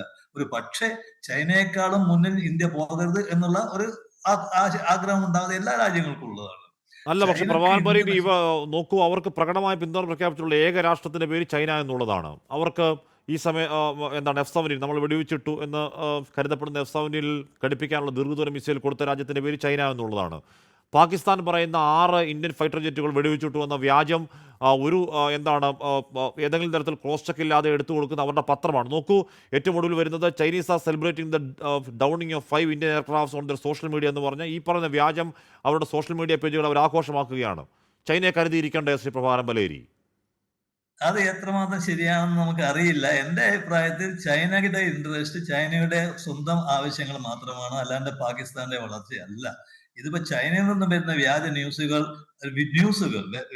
വിവരങ്ങൾ വ്യാജമാണോ അല്ലയോ എന്ന് നമുക്ക് അറിയില്ല. പക്ഷെ എന്നെ സംബന്ധിച്ചിടത്തോളം ഞാൻ അതിനെപ്പറ്റി കാര്യമാക്കി എടുക്കുന്നില്ല. ചൈനയുമായിട്ട് എനിക്ക് ചൈന നമുക്ക് പിന്തുണ തന്നിട്ടില്ല. എങ്ങനെയാണ് പിന്തുണ ചൈന നമുക്ക് തരുക? കാരണം ചൈനക്ക് തരാൻ സാധ്യമല്ല. അതിനനുസരിച്ചിട്ട് ചൈനക്ക് അതിനുള്ള അനുവാദം ഇന്ത്യ കൊടുത്തിട്ടുണ്ടാകും. തീർച്ചയായിട്ടും ചൈന പറഞ്ഞിട്ടുണ്ടാവും ഞങ്ങൾ അനുവദിക്കില്ല. അത് തന്നെയല്ലേ നമ്മൾ പണ്ട് ഒരുപാട് വർഷങ്ങൾക്ക് മുമ്പ് ഇറാന് എതിരായിട്ട് നമ്മൾ പറഞ്ഞിട്ടില്ലല്ലോ. അത് അന്താരാഷ്ട്ര അവസ്ഥകളിൽ ജിയോ സ്ട്രാറ്റജിയിൽ നടക്കുന്ന സംഭവമാണ്. ചൈന നമ്മോട് പറഞ്ഞിട്ടുണ്ടാകും ഞങ്ങൾ അനുവദിക്കില്ല. അത് നമുക്കറിയാം. അതിന് ആർക്കും യാതൊരു വിഷമവുമില്ല. ഉദാഹരണമായി നമ്മുടെ വിദേശകാര്യ മന്ത്രിക്ക് ആകെയുള്ള വിഷമം യൂറോപ്യൻ യൂണിയന്റെ സഹായം അദ്ദേഹം പറയുകയും ചെയ്തു. അവരോടായിരുന്നു, അല്ല ചൈനയോട് നമുക്ക് യാതൊരു വിഷമവും എനിക്ക് തോന്നുന്നില്ല. ചൈന നമുക്കെതിരായിട്ട് ഒരിക്കലും പ്രവർത്തിക്കില്ല. കാരണം പ്രവർത്തിക്കും, നമ്മൾ ചൈനക്കെതിരായിട്ട് പ്രവർത്തിക്കുമ്പോൾ പ്രവർത്തിക്കുക. ചൈനയും നമ്മൾ ഒന്നിച്ചാണ് ഇപ്പോൾ ഉള്ളത്. ഇതിനടുത്ത ദിവസമല്ലേ ചൈന പറഞ്ഞത് ഡ്രാഗണും ആനയും ടാങ്കോ ചെയ്യണമെന്ന് പറഞ്ഞു ചൈന. അത് വളരെ ശരിയാണ്. ഇന്ത്യയും ചൈനയും ഒന്നിച്ച് നിൽക്കുകയാണെങ്കിൽ, അതേസമയം നിൽക്കുകയാണെങ്കിൽ പലതും നമുക്ക് ചെയ്യാൻ പറ്റും. അത് നടന്നേ തീരൂ. അത് ഉദാഹരണമായിട്ട് ഇന്ത്യക്ക് മാത്രമേ ചൈനയെയും റഷ്യയെയും അമേരിക്കയിലും ഒന്നിച്ചു കൊണ്ടുവരാൻ സാധ്യമുള്ളൂ. അങ്ങനത്തെ ഒരു അവസ്ഥയിലേക്കാണ് ലോകം മാറി മാറി മാറി വരുന്നത്. അല്ല ചൈന കുറച്ചുകൂടി വിശദമായെത്താം. ജോസൂട്ടി സിയെ, ഇവിടെ മറ്റൊരു രാഷ്ട്രത്തിനും എന്താണ് ഈ പറയുന്ന നമ്മൾ വെറുതെ നടത്തിയതല്ല, നമ്മുടെ 26 നിരപരാധികളായ സാധാരണ സിവിലിയൻസിനെ പോയിന്റ് ബ്ലാങ്കിൽ കൊന്നൊടുക്കിയ വേദനയ്ക്ക് നമ്മൾ പ്രതികാരം ചെയ്ത് അതിനുള്ള പൂർണ്ണ അവകാശം നമുക്കുണ്ട്. ജോസൂട്ടി സിയെ, അത് റിഗ്രറ്റബിൾ ആണ്, അത് ഖേദകരമാണെന്ന് തോന്നിയ ഏക രാഷ്ട്രത്തിൻ്റെ പേര് ചൈന എന്നുള്ളതാണ്. തുർക്കി പിന്നെ പാകിസ്ഥാൻ്റെ ഒരു അലി പോലെ നിൽക്കുന്ന രാജ്യമാണ്. എത്രത്തോളം സൈനിക കപ്പാസിറ്റി രാജ്യമാണെന്ന് അറിയില്ല. ഒരു പ്രധാനപ്പെട്ട രാഷ്ട്രം അതിന് ഖേദകരമായി തോന്നുമെങ്കിൽ അത് ചൈനയ്ക്ക് മാത്രമാണ്. ആ ഖേദം അത്ര നിഷ്കളങ്കമായ ഖേദമാണെന്ന് കരുതാമോ ജോസൂട്ടി സിയെ? ഇല്ല, ചൈനയും പാകിസ്ഥാനും തമ്മിലുള്ള ബന്ധം വളരെ സ്ട്രാറ്റജിക് ആയിട്ടുള്ളൊരു ബന്ധമാണ്. അപ്പോൾ ചൈനയെ സംബന്ധിച്ചിടത്തോളം ഇന്ത്യയും പാകിസ്ഥാനും തമ്മിൽ സംഘർഷപൂരിതമായിരിക്കണം ആ ബന്ധം എന്നുള്ളത് വളരെ നിർബന്ധമുണ്ട്. കാരണം ഇന്ത്യയും പാകിസ്ഥാനും തമ്മിലുള്ള ബന്ധം ഒരിക്കലും സാധാരണഗതിയിൽ ആകാതിരിക്കാൻ വേണ്ടി കൂടിയാണ് ചൈനയുടെ ഏറ്റവും വലിയ പദ്ധതിയായിട്ടുള്ള ബെൽറ്റ് ആൻഡ് റോഡ് പദ്ധതി പാക് ഒക്യുപ്പൈഡ് കാശ്മീരിലൂടെ കടന്നു പോകുന്നത്. അങ്ങനെ ഇന്ത്യ പാകിസ്ഥാൻ ബന്ധം ഒരു കാലത്തും സാധാരണഗതിയിൽ ആകരുത് എന്ന് പ്ലാനുള്ള പദ്ധതിയുള്ള ഒരു രാജ്യമാണ് ചൈന. അപ്പോൾ സ്വാഭാവികമായും ചൈനയിൽ നിന്ന് ഇന്ത്യക്ക് അനുകൂലമായിട്ടുള്ള നിലപാട്, അവരുടെ ചില പരസ്യ പ്രസ്താവനകളൊക്കെ ഒരു ഉത്തരവാദിത്തമുള്ള രാഷ്ട്രത്തിൻ്റെ സ്വഭാവം കാണിക്കുന്നു. ഇന്ന് അവർ പറഞ്ഞത് ഇന്ത്യയും പാകിസ്ഥാനും അയൽക്കാരാണ്, അവർ രണ്ടുപേരും സമാധാനത്തിൽ ജീവിക്കണമെന്നാണ് ഞങ്ങളുടെ ആഗ്രഹം. പക്ഷേ നമ്മൾ മനസ്സിലാക്കേണ്ട ഒരു കാര്യം, ഇന്ന് പാകിസ്ഥാൻ വാങ്ങുന്ന ആയുധങ്ങളിൽ 80% ചൈനയിൽ നിന്നാണ്. പണ്ട് പാകിസ്ഥാൻ വാങ്ങിയത് അമേരിക്കയിൽ നിന്നാണ്. അപ്പം അങ്ങനെ പാകിസ്ഥാൻ ചൈനയിൽ നിന്നാണ് ആയുധങ്ങൾ വാങ്ങുന്നതെങ്കിൽ അത്തരം ആയുധങ്ങൾ പ്രയോഗിക്കുന്നത് ചിലപ്പോൾ ഇന്ത്യക്കെതിരായിരിക്കും. തീർച്ചയായിട്ടും അങ്ങനെയാണ് സംഭവിക്കുന്നത്. അതുകൊണ്ട് ചൈനയുടെ പ്രസ്താവനകളെ നമ്മൾ വെറുതെ ഒരു ഉത്തരവാദിത്തപ്പെട്ട രാഷ്ട്രത്തിൻ്റെ സമാധാനപരമായിട്ടുള്ള പ്രസ്താവനയായിട്ട് കാണേണ്ട. അതിൽ ഒരുപാട് ചതികൾ ഒളിഞ്ഞിരിപ്പുണ്ട്. അതുകൊണ്ടാണ് അവർ പറയുന്നത് ചൈനയും പാകിസ്ഥാനും തമ്മിലുള്ള ബന്ധം സമുദ്രങ്ങളെക്കാൾ ആഴമുതലും മലനിരകളേക്കാൾ ഉയർച്ചയുള്ളതും തേനിനേക്കാൾ മധുരിക്കുന്നതുമായ എല്ലാ സീസണിനും എല്ലാ കാലാവസ്ഥയിലുമുള്ള ബന്ധമാണ് എന്ന് പറയുന്നത്. ഇതിനോടൊപ്പം എനിക്ക് ചേർത്ത് പറയാൻ മറ്റു ചില കാര്യങ്ങൾ കൂടിയുണ്ട്. അതായത് ഇന്ന് ലോകം ഒരു പ്രത്യേക രീതിയിലാണ് സഞ്ചരിച്ചുകൊണ്ടിരിക്കുന്നത്. ലോകത്തൊരു സംഘർഷം ഉണ്ടായിക്കഴിഞ്ഞാൽ അതിനെ ഇടപെട്ട് പരിഹരിക്കുവാൻ ലോകരാജ്യങ്ങൾക്ക് ഇന്ന് ശേഷിയോ അതിനുള്ളൊരു മനസ്ഥിതിയോ ഇല്ല. ഇന്നിപ്പോൾ അമേരിക്കൻ പ്രസിഡന്റ് പറഞ്ഞത് എന്താണ്? ഇതൊരു നാണക്കെട്ട പരിപാടിയാണെന്നാണ്. ഇന്ത്യയുടെ ഏറ്റവും വലിയ തന്ത്രപരമായ പങ്കാളിയാണ് അമേരിക്ക. അമേരിക്കയുടെ ഭാഗത്തു നിന്നുണ്ടായിട്ടുള്ള പ്രസ്താവനകൾ നമ്മളെ വേദനിപ്പിക്കുന്നതല്ലെങ്കിലും നമുക്ക് പൂർണ്ണമായൊരു പിന്തുണ നൽകുന്നതല്ല. നമുക്ക് ഏറ്റവും നല്ല പിന്തുണ വന്നിരിക്കുന്നത് ഇസ്രായേലിൽ നിന്നാണ്. മറ്റു രാജ്യങ്ങളെല്ലാം അവരുടേതായിട്ടുള്ള ഇവിടെ ഈ ട്രംപ് ഒക്കെ ഈ എന്താണ് അപ്പോൾ ഉള്ള പ്രതികരണങ്ങൾ, ഇപ്പോൾ ട്രംപ് ആദ്യം പറഞ്ഞ എന്താണ് 1500 വർഷം പഴക്കമുള്ള വർഷമാണെന്ന്. ആരാ? ഇന്ത്യയും കാശ്മീരും അല്ലെങ്കിൽ ഇന്ത്യയും പാകിസ്ഥാനും തമ്മിൽ വർഷം. നമ്മുടെ ഈ കാശ്മീർ കോൺഫ്ലിക്റ്റ് എന്ന് പറയുന്ന കാര്യം അത് 1500 വർഷം പഴക്കമുള്ള ഏത് 1500 എന്തെങ്കിലും ബോധത്തിൽ പറയുന്നതാണോ? പോട്ടെ, ട്രംപ് വന്നതിന് ശേഷം പാകിസ്ഥാന് മില്യൺ കണക്കിന് $300 മില്യൺ സഹായം കൊടുത്തു. എന്തിനാണെന്നറിയാവോ? അവിടുത്തെ പട്ടിണി മാറ്റാനല്ല, അവരുടെ F-16 മെയിൻ്റനൻസിന് കൊടുത്തതാണ്. അപ്പോൾ അമേരിക്കയൊക്കെ നമ്പാവോ ജോസൂട്ടി സിയെ? ഒരിക്കലും പാടില്ല എന്നുള്ളതാണ് എൻ്റെ അഭിപ്രായം. എന്തിനാണ് അമേരിക്ക ഇന്ന് ഇന്ത്യയുമായി സൗഹൃദം കൂടുന്നത്? ചൈനയെ നേരിടാൻ വേണ്ടിയിട്ടാണ്. നമ്മൾ തമ്മിൽ ചൈനയുമായിട്ട് നല്ലൊരു ബന്ധത്തിലേക്ക് പോകുന്നതിന് അമേരിക്കയ്ക്കും താല്പര്യമില്ല. ഈ ട്രംപിനെ ലോകത്തിൽ ആരെങ്കിലും നമ്പും? ഒരു രാഷ്ട്രത്തിൻ്റെ നേതാവ് എന്നുള്ള രീതിയിൽ ആരെങ്കിലും നമ്പുമോ? അദ്ദേഹത്തിൻ്റെ പ്രസ്താവനകൾ, അദ്ദേഹം എടുത്തിട്ടുള്ള താരിഫ് നയങ്ങൾ ഒക്കെ ലോകത്ത് ഏതെങ്കിലും രീതിയിലുള്ള ക്രമമോ സമാധാനമോ സ്ഥിരതയോ നിലനിർത്താൻ പര്യാപ്തമായിട്ടുള്ളതാണോ? അല്ല. അദ്ദേഹം ഇന്ത്യയുടെ ഏറ്റവും വലിയ തന്ത്രപരമായ പങ്കാളിയാണെന്ന് പറഞ്ഞിട്ട് എന്ത് പിന്തുണയാണ് അദ്ദേഹം നമുക്ക് ഈ കാര്യത്തിൽ നൽകിയിരിക്കുന്നത്? നിങ്ങളത് സമാധാനപരമായിട്ട് പ്രേരിക്കണം. 1500 വർഷം പഴക്കമുള്ള സംഘർഷം എന്ന് അദ്ദേഹം പറയുന്നത് മുഹമ്മദ് ഗസനിയും ഇസ്ലാമിൻ്റെ ആദിമകാലം കൊണ്ടുള്ള വരവിലെ സംഘർഷങ്ങളെയൊക്കെ സൂചിപ്പിച്ചുകൊണ്ടാണ് അദ്ദേഹം പറയുന്നത്. കാരണം അദ്ദേഹം തന്നെ ഒരു വർണ്ണവെറിയനാണ്. ലോകത്ത് സമാധാനം തങ്ങൾക്കും തങ്ങളുടെ വർഗത്തിനും മാത്രം വേണമെന്ന് ആഗ്രഹിക്കുന്ന ഒരു രാജ്യമാണ്. അത്തരമുള്ളൊരു രാജ്യത്തിൻ്റെ ആർക്കും പ്രിഡിക്റ്റ് ചെയ്യാൻ പറ്റാത്ത ഒരു നേതാവിനെ നമുക്ക് ആശ്രയിക്കാമെന്ന് പറയുന്നത് ആഗോള രാഷ്ട്രീയത്തിലെ ചില സമവാക്യങ്ങളുടെ ഭാഗമായി നമുക്ക് അമേരിക്കയെ കൂടെ നിർത്താമെന്നല്ലാതെ ഒരു യഥാർത്ഥ സുഹൃത്താണ് എന്ന് അമേരിക്കയെ ഒരിക്കലും കാണാൻ പാടില്ല എന്നുള്ളതാണ് എൻ്റെ അഭിപ്രായം. ഇത് അമേരിക്കയോടുള്ള പ്രത്യേക വൈരാഗ്യം കൊണ്ടൊന്നുമല്ല. നമുക്ക് അമേരിക്ക ഇപ്പോൾ നമ്മൾ കാണിക്കുന്ന പ്രത്യേക സ്നേഹം, ആ സ്നേഹത്തിൻ്റെ ആഴമാണ് നമ്മൾ കഴിഞ്ഞ ദിവസം അവരുടെ പ്രസ്താവനയിൽ കണ്ടത്. നിങ്ങൾ സമാധാനപരമായിട്ട് ഇത് പരിഹരിക്കണമെന്ന്. ഇവിടെ പാകിസ്ഥാനാണ് ഈ തീവ്രവാദ ആക്രമണം നടത്തിയിരിക്കുന്നതെന്നുള്ളത് ഈ ലോകത്ത് ഏറ്റവും നന്നായിട്ട് അറിയാവുന്ന രാജ്യമാണ് അമേരിക്ക. അവർക്കതിനുള്ള ഇൻ്റലിജൻസ് സംവിധാനമുണ്ട്, അവർക്കതിനുള്ള മറ്റെല്ലാ സന്നാഹങ്ങളുമുണ്ട്. എന്നിട്ട് എന്തേ അവർക്ക് പാകിസ്ഥാനെ പറഞ്ഞു നിർത്തുവാൻ കഴിഞ്ഞില്ല? കഴിഞ്ഞ ദിവസം ഇതുമായി ബന്ധപ്പെട്ട് അദ്ദേഹം പറഞ്ഞത് ഇന്ത്യയും പാകിസ്ഥാനും എൻ്റെ സുഹൃത്തുക്കൾ എന്നാണ്. കഴിഞ്ഞ 2019 നമ്മുടെ വിമാനം വെടിവെച്ചിട്ട് ഇതിന് ഉപയോഗിച്ചത് അമേരിക്കയുടെ F-16 ഫൈറ്റർ പ്ലെയിൻസ് ആണ് അവർ ഉപയോഗിച്ചത്. അപ്പം ഇപ്പോഴും അവരൊരു പരിധിവെങ്കിലെങ്കിലും അമേരിക്കയുടെ സൈനിക സഹായം വാങ്ങിക്കൊണ്ടിരിക്കുന്ന രാജ്യമാണ്. ട്രംപിനെ സംബന്ധിച്ചിടത്തോളം ആർക്കാണെങ്കിലും പണം കിട്ടുമെന്നുണ്ടെങ്കിൽ ആയുധങ്ങൾ വിൽക്കും. അദ്ദേഹം ബിസിനസ്മാനാണ്. അത് ട്രംപ് ആയതുകൊണ്ട് മാത്രം സംഭവിക്കുന്ന കാര്യമല്ല, അമേരിക്ക പണ്ടും അങ്ങനെയായിരുന്നു. അപ്പോൾ ലോകത്തുള്ള രാജ്യങ്ങൾ, ഇപ്പം റഷ്യ നമ്മളെ സഹായിക്കുമെന്ന് പറയുന്നു. റഷ്യനെ റഷ്യ യുക്രൈൻ യുദ്ധത്തിൽ സഹായിക്കുമെന്ന് പറഞ്ഞാണ് അവർ നോക്കിയിരിക്കുന്നത്. അപ്പോൾ അങ്ങനെയുള്ളൊരു സാഹചര്യത്തിൽ നമ്മൾ നമ്മുടെ സ്വയം രക്ഷയ്ക്ക് ആവശ്യമായിട്ടുള്ള കാര്യങ്ങൾ എടുക്കേണ്ടതുണ്ട്. നമ്മൾ പാകിസ്ഥാനുമായിട്ട് എത്രയോ യുദ്ധങ്ങൾ നടത്തി, 4 യുദ്ധം നടത്തിയില്ലേ? ഈ യുദ്ധത്തിലേക്ക് ഇന്ത്യയെ സഹായിക്കാൻ വന്ന ഏത് രാജ്യമാണ്? റഷ്യയാണ് കുറച്ചെങ്കിലും 71 നമ്മളെ സഹായിച്ചിട്ടുള്ളത്. മറ്റെല്ലാ യുദ്ധങ്ങളും നമ്മൾ തന്നെത്താൻ നയിച്ചതാണ്.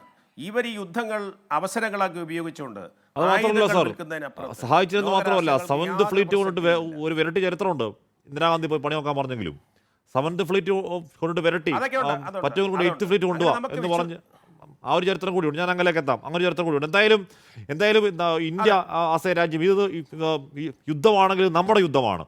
ഏതെങ്കിലും ഒരു രാജ്യത്തിൻ്റെ സഹായം നമ്മൾ അഭ്യർത്ഥിക്കുന്നില്ല, ഏതെങ്കിലും രാജ്യത്തോട് നമ്മൾ സാമ്പത്തികം അഭ്യർത്ഥിക്കുന്നില്ല, ഏതെങ്കിലും രാജ്യത്തോട് നമ്മൾ ആയുധങ്ങൾ അഭ്യർത്ഥിക്കുന്നില്ല. പക്ഷേ നമുക്ക് അവകാശപ്പെട്ടത് ചെയ്യുമ്പോൾ കയറി കുറുകെ നിൽക്കരുത് എന്ന് മാത്രമേ പറയുന്നുള്ളൂ. ട്രംപൊക്കെ ആലോചിച്ച് നോക്കണം. ഇവിടെ ഈ ട്രംപ് കയറി ഉള്ള ചാരിറ്റി പ്രവർത്തനങ്ങൾ അല്ലെങ്കിൽ UN എയ്ഡുകൾ മൊത്തം കട്ട് ചെയ്യുന്ന ട്രംപിന് പാകിസ്ഥാന് കൊടുക്കാൻ $300 മില്യൺ ഉണ്ടെന്ന് പറയുമ്പോൾ ആത്മാർത്ഥ സംശയിക്കപ്പെടും. ഞാൻ അങ്ങനെയൊക്കെ എത്താം. ശ്രീ മുരളീധരൻ നായർ കടുങ്ങല്ലൂർ, ഇവിടെ ആദ്യം പാകിസ്ഥാൻ പറയും ഞങ്ങൾക്ക് ഈ പറഞ്ഞ ലഷ്കർ ഇ തൊയ്ബ അറിയില്ലെന്ന് പറയും. അത് കഴിഞ്ഞ് പറയും ഞങ്ങൾക്ക് TRF എന്ന് പറയുന്ന അറിയുകയില്ല എന്ന് പറയും. അതിനുശേഷം അവരുടെ പ്രതിരോധ മന്ത്രി ഖ്വാജ ആസിഫ് അവരുടെ ദേശീയ അസംബ്ലി പറയും പാകിസ്ഥാൻ ഇടപെട്ടത് കൊണ്ടാണ് TRFിൻ്റെ പേര് UN പ്രമേയത്തിൽ നിന്ന് വെട്ടിമാറ്റിയതെന്ന് പറയും. ഇപ്പോൾ ഈ 9 തീവ്രവാദി കേന്ദ്രങ്ങളിൽ കൊല്ലപ്പെട്ടത് എണ്ണം പറഞ്ഞ തീവ്രവാദികളാണെന്ന് ലോകത്തിന് മൊത്തം അറിയാം. അവരുടെ സംസ്കാര ചടങ്ങുകൾ പുരോഗമിക്കുമ്പോൾ അതിൽ നിറഞ്ഞു നിൽക്കുന്ന ആരാണ്?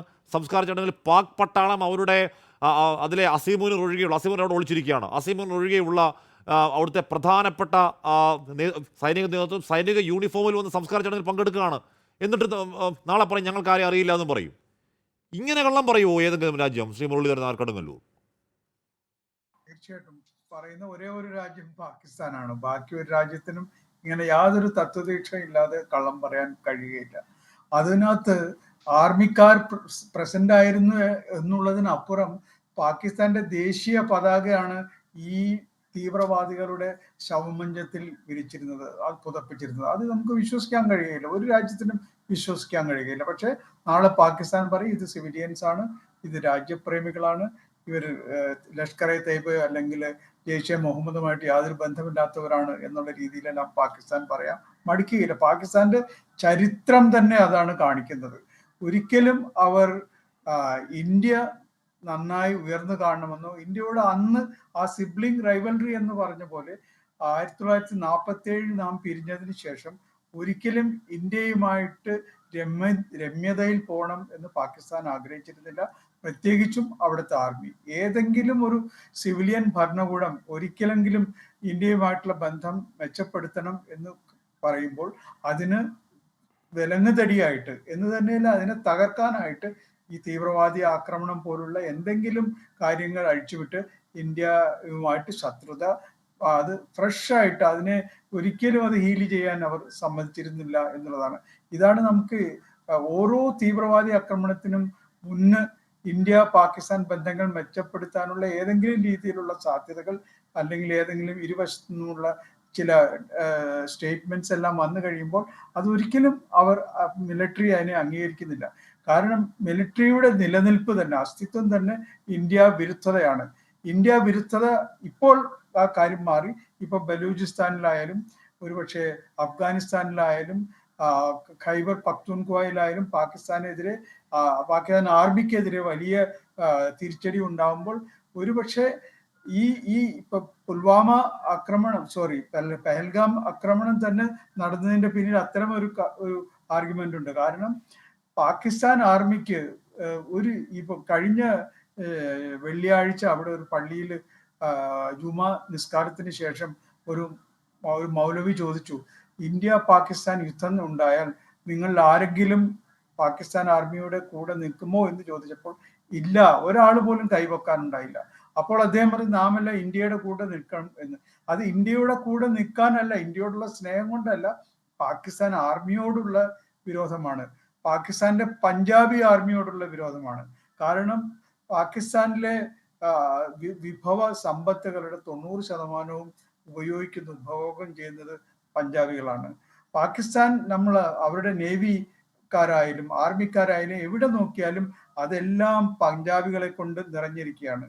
ഇപ്പം ബലൂചിസ്ഥാനില് ഈ ചൈനയുടെ CPSE ചൈന പാകിസ്ഥാൻ എക്കണോമിക് കോറിഡോറിന്റെ എല്ലാ ഗുണഭോക്താക്കളും പഞ്ചാബികളാണ്. അങ്ങനെ പഞ്ചാബി വിരോധം ഈ സമയത്ത് പാകിസ്ഥാനിൽ ആളിക്കത്തി നിൽക്കുകയാണ്.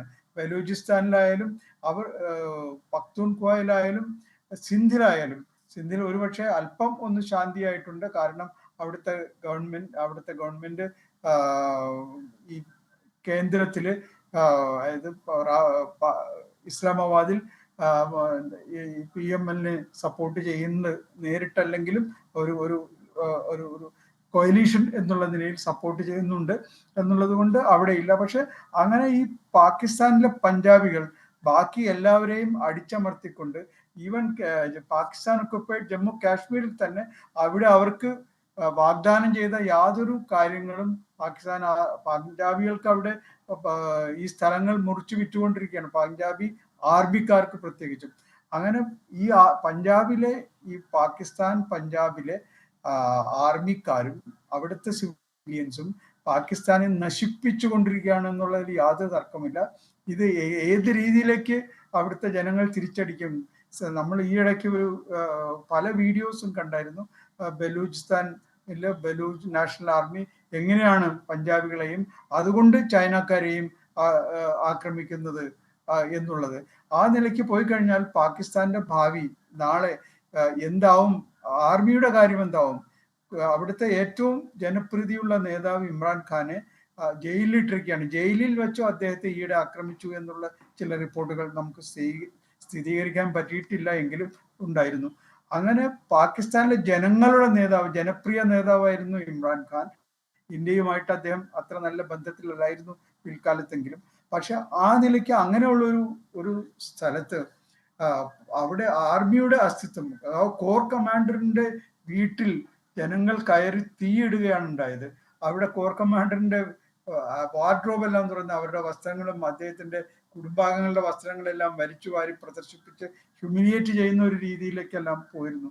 അപ്പൊ ആ രീതിയിൽ ആർമിക്ക് അവിടെ ഒരു അസ്തിത്വം വേണമെങ്കിൽ, പ്രത്യേകിച്ചും അസീം മുനീറിന് അവിടെ ഇപ്പൊ ആർമിക്ക് 5 വർഷം ആർമി ചീഫിന് കൊടുക്കുന്നുണ്ടെങ്കിലും അത് ഓട്ടോമാറ്റിക് അല്ല, അത് സിവിലിയൻ ഭരണകൂടം നൽകണം.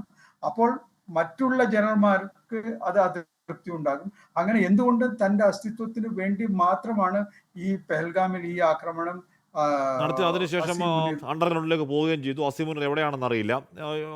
നമ്മൾ ഒരിക്കൽ കൂടി പറയുന്നത്, തരിമ്പെങ്കിലും ആത്മാഭിമാനം എന്ന് പറയുന്ന വാക്ക് കേട്ടുണ്ടെങ്കിൽ പാക് സൈന്യം നാണം കെട്ട് നിൽക്കുന്ന സമയത്തെങ്കിലും അവർക്ക് കുറച്ച് മുറയിൽ വർദ്ധിപ്പിക്കാനെങ്കിലും വാ തുറന്ന് 2 വാക്ക് അസീം മുനീർ പറയേണ്ടതാണ്. അതിനെ അയാൾ എവിടെയാണെന്ന് ആരോട് ചോദിക്കുക. ഞാൻ അങ്ങനെയൊക്കെ തമ്മിലുള്ള കടുങ്ങല്ലൂർ. ശ്രീ പ്രഭാകരൻ പലേരി, നമ്മുടെ ഈ ഓൾട്ട് ന്യൂസ് എന്ന് പറയുന്ന ഒരു ബദൽ പത്രം, ഒരു ബദൽ ഓൺലൈൻ സംവിധാനമുണ്ട്. രാവിലെ മുതൽ തന്നെ ഓൾഡ് ന്യൂസ് അടക്കമുള്ളവർ ഈ പാകിസ്ഥാൻ പ്രൊപ്പഗണ്ട റിയൽ ടൈമിൽ പൊളിച്ചടിക്കൊണ്ടിരിക്കുകയാണ്. ഓരോന്ന് പറയുന്നതിനെ പൊളിച്ചടിക്കൊണ്ടിരിക്കുകയായിരുന്നു. ഏറ്റവും ഒടുവിൽ താണ്ടി പറയുന്ന 5 പാക് 6 ഇന്ത്യൻ യുദ്ധവിമാനങ്ങൾ തകർത്തു എന്ന് പറയുന്ന പാകിസ്ഥാൻ്റെ പച്ചക്കള്ളം, ഗീബൽസിനെ തോന്നിക്കുന്ന പച്ചക്കള്ളം, അത് ഫോക്സ് ന്യൂസ് അവരെ അവരെ ഉദ്ധരിച്ച് കൊടുക്കുന്നു, സ്കൈ ന്യൂസ് കൊടുക്കുന്നു, ഗാർഡിയൻ അവരെ ഉദ്ധരിച്ചാണങ്ങൾ കൊടുക്കുന്നു, ചൈനയുടെ പത്രം കൊടുക്കുന്നു. ഇത് പച്ചക്കള്ളമാണെന്ന് അറിഞ്ഞിട്ടും അത് ഇന്റർനാഷണൽ പത്രങ്ങൾ ക്യാരി ചെയ്യുന്നതിൽ ചേതോവികാരം എന്താകും പ്രഭാകരൻ പലേരി? അത് സങ്കടകരമല്ലേ? സങ്കടകരം എന്ന് പറയുന്നത് ശരിയല്ല. കാരണം ഇങ്ങനെ തന്നെയല്ലേ പണ്ട് കാലത്ത് പോയിട്ടുള്ളത്. എന്തുകൊണ്ടാണ് ഭോപ്പാലിലെ ആ ഡിസാസ്റ്റർ ഉണ്ടായിട്ടുള്ളത്? ഒരു പത്രത്തിൽ വന്ന റിപ്പോർട്ടാണ് എൻ്റെ അഭിപ്രായത്തിൽ ഭോപ്പാലിൽ ഇങ്ങനെ ഒരു സംഭവം ഉണ്ടാകാനുള്ള സാധ്യത. അത് കളവായിരുന്നു, പച്ചക്കള്ളമായിരുന്നു. ഒരു വക എല്ലാ പത്രങ്ങളും, ഈ ലോകത്തിലുള്ള പല പത്രങ്ങളും അവരുടെ ന്യൂസ് റിപ്പോർട്ടേഴ്സിന്റെ വിവരങ്ങൾ പുറത്തു വരുമ്പോൾ അത് വേറെ പലതുമായിട്ട് മാറുവാൻ സാധ്യതയുണ്ട്. ഉദാഹരണമായിട്ട്, ഇന്ത്യ ഇപ്പോൾ ഒരു ന്യൂക്ലിയർ റിയാക്ടർ വേറെ രാജ്യത്ത് പോയി ആക്രമിക്കും എന്ന് ഒരു പത്രം കൊടുക്കുകയാണെങ്കിൽ തീർച്ചയായിട്ടും ആ രാജ്യത്തിന് പേടി വരും, ഭയം വരും. അപ്പൊ അതിനനുസരിച്ച് പ്രവർത്തിക്കാൻ തുടങ്ങും. അങ്ങനെ പലതും എല്ലാ പത്രക്കാരും, എല്ലാ മീഡിയ, അങ്ങനൊക്കെ ഒരുപാട് ഫോൾസ് ന്യൂസ് ഒരുപാട് ലോകത്ത് പോയിക്കൊണ്ടിരിക്കും. അവിടെ ഇതിനെ മാറ്റിയെടുക്കാൻ, അതായത് എന്താണ് ശരിയായിട്ടുള്ള സംഭവം, എങ്ങനെയാണ് അതിനെ അനലൈസ് ചെയ്തെടുക്കുക എന്ന് അത് സാധാരണ നമ്മൾക്ക് സാധിക്കും. അവിടെയാണ് നമ്മുടെ ഇന്റലിജൻസ് രഹസ്യാന്വേഷണ വിഭാഗങ്ങൾക്ക് ശക്തി കൊടുക്കേണ്ടത്. ഇന്ത്യക്ക് മാത്രമല്ല, ലോകത്തിലെ ഒരു വക എല്ലാ രാജ്യങ്ങൾക്കും രഹസ്യാന്വേഷണ വിഭാഗത്തിന് ശക്തി പോരെ എന്നുള്ള ഒരു സംശയം എനിക്ക് പണ്ടേ വരാറുള്ള ഒരു സംഗതിയാണ്. ഇപ്പോൾ നമ്മൾ നടന്നിട്ടുള്ള ഈ പഹൽഗാമിൽ നടന്നിട്ടുള്ള ഭീകര പ്രവർത്തനം എന്തുകൊണ്ട് നമുക്ക് മുൻകൂട്ടി കാണാൻ സാധിക്കാതെ പോയി എന്ന് ചോദിക്കുമ്പോൾ അവിടെ ചെറിയൊരു സംശയം വരുന്നു. അപ്പോൾ രഹസ്യാന്വേഷണ വിഭാഗങ്ങൾ വളരെ, പ്രത്യേകിച്ച് ഇന്ത്യയെ സംബന്ധിച്ചിടത്തോളം വളരെ നമ്മൾ അതിന് ഒരു വിപ്ലവകരമായിട്ട് തന്നെ മുന്നോട്ട് കൊണ്ടുപോകേണ്ടതുണ്ട്. രഹസ്യാന്വേഷണ വിഭാഗങ്ങളാണ് ഇതൊക്കെ നോക്കി മുൻകൂട്ടി ഇവർക്ക് വിവരം കൊടുക്കേണ്ടത്. അവിടെ പല സ്ഥലത്തും പല സമയത്തും നമുക്ക് തെറ്റിപ്പോകുന്നു. അത് കാരണങ്ങളുണ്ട്. ഒരിക്കലും മനുഷ്യന് വരാൻ പോകുന്ന എന്താണെന്ന് പറയാൻ പറ്റില്ല. സർട്ടൻറ്റിയും അൺസർട്ടൻറ്റിയും നമുക്ക് വലിയൊരു പ്രശ്നമാണ്. അപ്പൊ എല്ലാ സ്ഥലത്തും പെർഫെക്റ്റ് ആയി നമുക്ക് നടപടികൾ എടുക്കാൻ പറ്റില്ല. പക്ഷെ എന്റെ അഭിപ്രായത്തിൽ ഇന്ത്യ മാത്രമല്ല, പല രാജ്യങ്ങൾക്കും രഹസ്യാന്വേഷണ വിഭാഗം, അമേരിക്കക്ക് വരെ ഇപ്പോൾ തന്നെ കണ്ടില്ലേ ട്രംപ് എന്തൊക്കെയാണ് ചെയ്തതെന്ന്. രഹസ്യാന്വേഷണ വിഭാഗങ്ങളുടെ കഴിവുകേടുകൾ ചിലപ്പോൾ വല്ലാതെ ആംപ്ലിഫൈ ചെയ്തു അത് ചെയ്യുന്നുണ്ട്. അതിനെ മാറ്റിയെടുക്കാൻ സാധിക്കുമോ? സാധിക്കും എന്നാണ് എന്റെ അഭിപ്രായം. പക്ഷെ അവിടെ എവിടെയോ ഒരു പിശകുണ്ടെന്ന് എനിക്ക് തോന്നുന്നു. പാകിസ്ഥാന്റെ ഇന്റലിജൻസ് വിഭാഗം വളരെ ശക്തിയുള്ളതല്ല. പക്ഷെ പാകിസ്ഥാനിൽ ഒരു സംഗതി ചെയ്യുന്നത് ഇന്റലിജൻസ് വിഭാഗം തന്നെയാണ്. അപ്പൊ അവിടെയാണ് വേറൊരു വ്യത്യാസം വരുന്നത്. ഇന്ത്യക്ക് അങ്ങനെയല്ല. പക്ഷെ ഇന്ത്യയുടെ ഇന്റലിജൻസ് വിഭാഗം വളരെ കഴിവുള്ളതാണെന്ന് എനിക്കറിയാം. പക്ഷെ എങ്ങനെയാണ് ഇതുപോലുള്ള നിസ്സാര സംഗതി നമുക്ക് മനസ്സിലാക്കാൻ പറ്റാതെ പോകുന്നത്? എങ്ങനെയാണ് എനിക്ക് മനസ്സിലായത്? നമ്മുടെ ഇപ്പോൾ പൂഞ്ചിൽ നടന്ന ഇന്നത്തെ ആക്രമണം എങ്ങനെയാണ് നമുക്ക് മനസ്സിലാക്കാൻ സാധിക്കാതെ പോയത്? അത് മനുഷ്യന്റെ സ്വഭാവ വൈരുദ്ധ്യമാണ്, നമുക്കൊന്നും പറയാൻ പറ്റില്ല. അത് തന്നെയാണ് നടക്കാൻ പോകുന്നത്. അപ്പൊ ഇപ്പോൾ നമ്മൾ ചെയ്തതൊന്നും കംപ്ലീറ്റ് ആയിട്ടില്ല, മുഴുവനായിട്ടില്ല, പൂർണ്ണമായിട്ടില്ല. അത് എങ്ങനെയാണ് പൂർണ്ണമാക്കേണ്ടതെന്ന് ചോദിച്ചാൽ ഒരുപാട് ക്ഷമയോടുകൂടെ മുന്നോട്ട് പോകേണ്ടിയിരിക്കുന്നു. ആ അവസ്ഥയിൽ നമുക്ക് വരാൻ പോകുന്നത് കാണാൻ പറ്റും. കഴിഞ്ഞു പോയതല്ല നമ്മൾ ശ്രദ്ധിക്കേണ്ടത്, വരാൻ പോകുന്നതാണ് നമുക്ക് മനസ്സിലാക്കേണ്ടത്. പല സ്ഥലത്തും പല സമയത്തും ഡിസിഷൻ മേക്കിങ്ങിൽ നമ്മൾ കഴിഞ്ഞു പോയതാണ് ആലോചിക്കുന്നത്. അത് ഞാൻ അതിനെപ്പറ്റി അറിയേണ്ട ആവശ്യമേ ഇല്ല. ആര് എന്ത് പറഞ്ഞു എന്ന് അറിയേണ്ട ആവശ്യമില്ല. ആര് എന്ത് പറയാൻ പോകുന്നു എന്നുള്ളതാണ് നമ്മൾ അറിയേണ്ടത്. അത് ഞാൻ എപ്പോഴും പറയുന്ന ഒരു സംഗതിയാണ്. അത് എളുപ്പമല്ല. അത് സംഗതി വരാൻ പോകുന്ന മാത്രം ശ്രദ്ധിച്ചിട്ട് നമുക്ക് എന്താണ് സംഭവിക്കാൻ പോവുക എന്ന് പറയാൻ പറ്റിയാൽ നമുക്ക് ഇതിന് കുറച്ചൊക്കെ തടസ്സങ്ങൾ കൊണ്ടുവരാൻ പറ്റും. പക്ഷേ ലോകത്തിന്റെ മാറ്റങ്ങൾ വരുന്നത് വളരെ മെല്ലെയാണ്. പക്ഷെ മാറ്റങ്ങൾ വരുന്നുണ്ട്, വളരെ വരുന്നുണ്ട്. അത് നമ്മൾ ശ്രദ്ധിച്ചു നോക്കുകയാണെങ്കിൽ ഭാരതത്തിന് മുന്നോട്ട് പോകാനുള്ള എല്ലാ സാധ്യതകളുമുണ്ട്. ഈ ലോകത്തിലെ ഏറ്റവും നല്ല രാജ്യങ്ങളിൽ ഒന്നാണ് ഭാരതം എന്ന് എനിക്കറിയാം. അതിലെനിക്ക് വളരെ അഭിമാനവുമുണ്ട്. അതുകൊണ്ട് തന്നെ എനിക്ക് അത്ര വലിയ വിഷമമില്ല. പക്ഷെ ഗവൺമെന്റിന്റെ കൂടെ നിന്നാൽ മാത്രമേ നമുക്ക് നമുക്ക് സാധിക്കാൻ പറ്റുള്ളൂ. സുരക്ഷയ്ക്ക് വേണ്ടിയെങ്കിലും എല്ലാവരും ഗവൺമെന്റിന്റെ കൂടെ നിൽക്കണം. നല്ലൊരു ഗവൺമെന്റ് ഇപ്പോൾ നമുക്കുണ്ട്. അത് എങ്ങനെയാണ് പരിണമിക്കുക എന്ന് പറയില്ല. പക്ഷെ ജനങ്ങൾ അതിന് എതിരായിട്ട് വരരുത്. ഓക്കെ, ഇപ്പോൾ തന്നെ ശ്രീ നമ്മൾ മുരളീധരൻ പറഞ്ഞില്ലേ, കടങ്ങല്ലൂർ പാകിസ്ഥാൻ നടത്തുന്ന ഇവിടുത്തെ ഈ പറഞ്ഞ പൂഞ്ചിലെയും ആ മേഖലയിലും ഒക്കെ ദൃശ്യങ്ങൾ കൂടുതലായി പുറത്തു വരും. നമ്മുടെ ബൽറാം നമ്മുടെ റിപ്പോർട്ടർ ഇപ്പോൾ അല്പസം മുമ്പ് ആ മേഖലയിൽ ഉണ്ടായിരുന്നതാനും. എന്ന് പറഞ്ഞാൽ വലിയ കട്ടിയുള്ള വീതി കൂടിയ ഭിത്തികളൊക്കെ പൊളിഞ്ഞു കിടക്കുന്ന മോട്ടാർ ഷെല്ലുകൾ പോലെ, ഇത് സാധാരണ ഷെല്ലുകൾ തന്നെയാണ് സംശയിക്കുന്ന രീതിയിലൊരു ടോട്ടൽ ഡിസ്ട്രക്ഷൻ അവിടെ സംഭവിക്കുന്നു. ഒരുപാട് വീടുകൾ ഏതാണ്ട് പൂർണ്ണമായി തന്നെ നശിച്ചു പോകുന്നുണ്ട്. 15 മരണം എന്നാണ് ഇപ്പോൾ അറിയാൻ കഴിയുന്നത്. ആ മരണം അതിൽ കൂടാതിരിക്കട്ടെ, അന്തം വിട്ട പ്രതി എന്തും ചെയ്യുമെന്ന മട്ടിൽ ആ നീചരാഷ്ട്രം ഇനിയും ഈ പറഞ്ഞ നിരപരാധികളെ, പാവങ്ങളെ ലക്ഷ്യം വെക്കില്ല എന്ന് ഉറപ്പ് പറയാൻ കഴിയുമോ ശ്രീ മുരളീധരൻ നായർ കടുങ്ങല്ലൂർ? ഒരിക്കലുമില്ല. അതിനു മുമ്പ് ഞാൻ ഒരു കാര്യം പറഞ്ഞോട്ടെ. ഇന്റലിജൻസ് ഏജൻസീസിന് എപ്പോഴും അതൊരു വഴിയിൽ കിടക്കുന്ന ചെണ്ടയാണ്. ആർക്കും തട്ടിയിട്ട് പോകാവുന്ന ഒരു സാധനമാണത്. കാരണം ഇപ്പോൾ ഈ 9 ടാർഗറ്റുകളിൽ അല്ലെങ്കിൽ 9 സ്ഥലത്ത് പ്രിസിഷൻ അറ്റാക്ക് നടത്തിയത് ഇന്ത്യൻ എയർഫോഴ്സിന്റെ കഴിവ് കൊണ്ടാണോ? അവർക്ക് വേണ്ട ഇൻപുട്സ് കൃത്യമായി നൽകിയത് ഇവിടുത്തെ ഇന്റലിജൻസ് ഏജൻസീസ് ആയിരിക്കില്ലേ? അത് ഇന്റലിജൻസ് ഏജൻസിയെ കുറിച്ച് 100% അവർക്ക് ജയിക്കണം. 100 അറ്റാക്ക് ഒരു തവണ തോറ്റു കഴിഞ്ഞാൽ ഇന്റലിജൻസി എല്ലാവരും തട്ടിയിട്ട് പോകുന്ന ഒരു അവസ്ഥയാണ്. അത് ലോകത്ത് എല്ലായിടത്തും ഉള്ള ഒരു കാര്യമാണ്. അതിൽ ഞാൻ പ്രത്യേകിച്ച് അതിനെക്കുറിച്ച് കുറ്റം പറയുന്നില്ല, അവരെ ന്യായീകരിക്കുകയുമല്ല. പക്ഷെ 99% അവർ ജയിച്ചാലും ഒരു തവണ അവർക്ക് തെറ്റുപറ്റിയാൽ അവരുടെ തലയിൽ എല്ലാ പഴികളും ചാരി വെക്കുന്നു. അത് ലോകത്തെല്ലായിടത്തും കണ്ടുവരുന്ന ഒരു കാര്യമാണ്. അതുകൊണ്ട് നമ്മൾ ഇന്റലിജൻസ് ഏജൻസീസിനെ പൂർണ്ണമായിട്ട് കഴിവ് കെട്ടവർ എന്നുള്ള രീതിയിൽ കാണുന്നത് ദുഃഖകരമാണ് എന്നുള്ളൊരു ഒരു പ്രസ്താവന കൂടി ഞാൻ ഇവിടെ നടത്തുകയാണ്. പാകിസ്ഥാന് തീർച്ചയായിട്ടും അവർ ഭ്രാന്ത് പിടിച്ചിരിക്കുകയാണ്. അവർക്ക് അവരുടെ ജനങ്ങളെ, പാകിസ്ഥാനിലെ ജനങ്ങളെ ഒന്ന് തൃപ്തിപ്പെടുത്തണം, അവരെ ഒന്ന് കൺവിൻസ് ചെയ്യണം, അവരെ ഒന്ന് കൺസോൾ ചെയ്യണം. ഇന്നലെ അവിടുത്തെ ജനങ്ങൾ ചോദിച്ചത്, നിങ്ങൾ ഉറങ്ങിക്കിടക്കുകയായിരുന്നു എന്നാണ് അവിടുത്തെ യൂട്യൂബേഴ്സ്.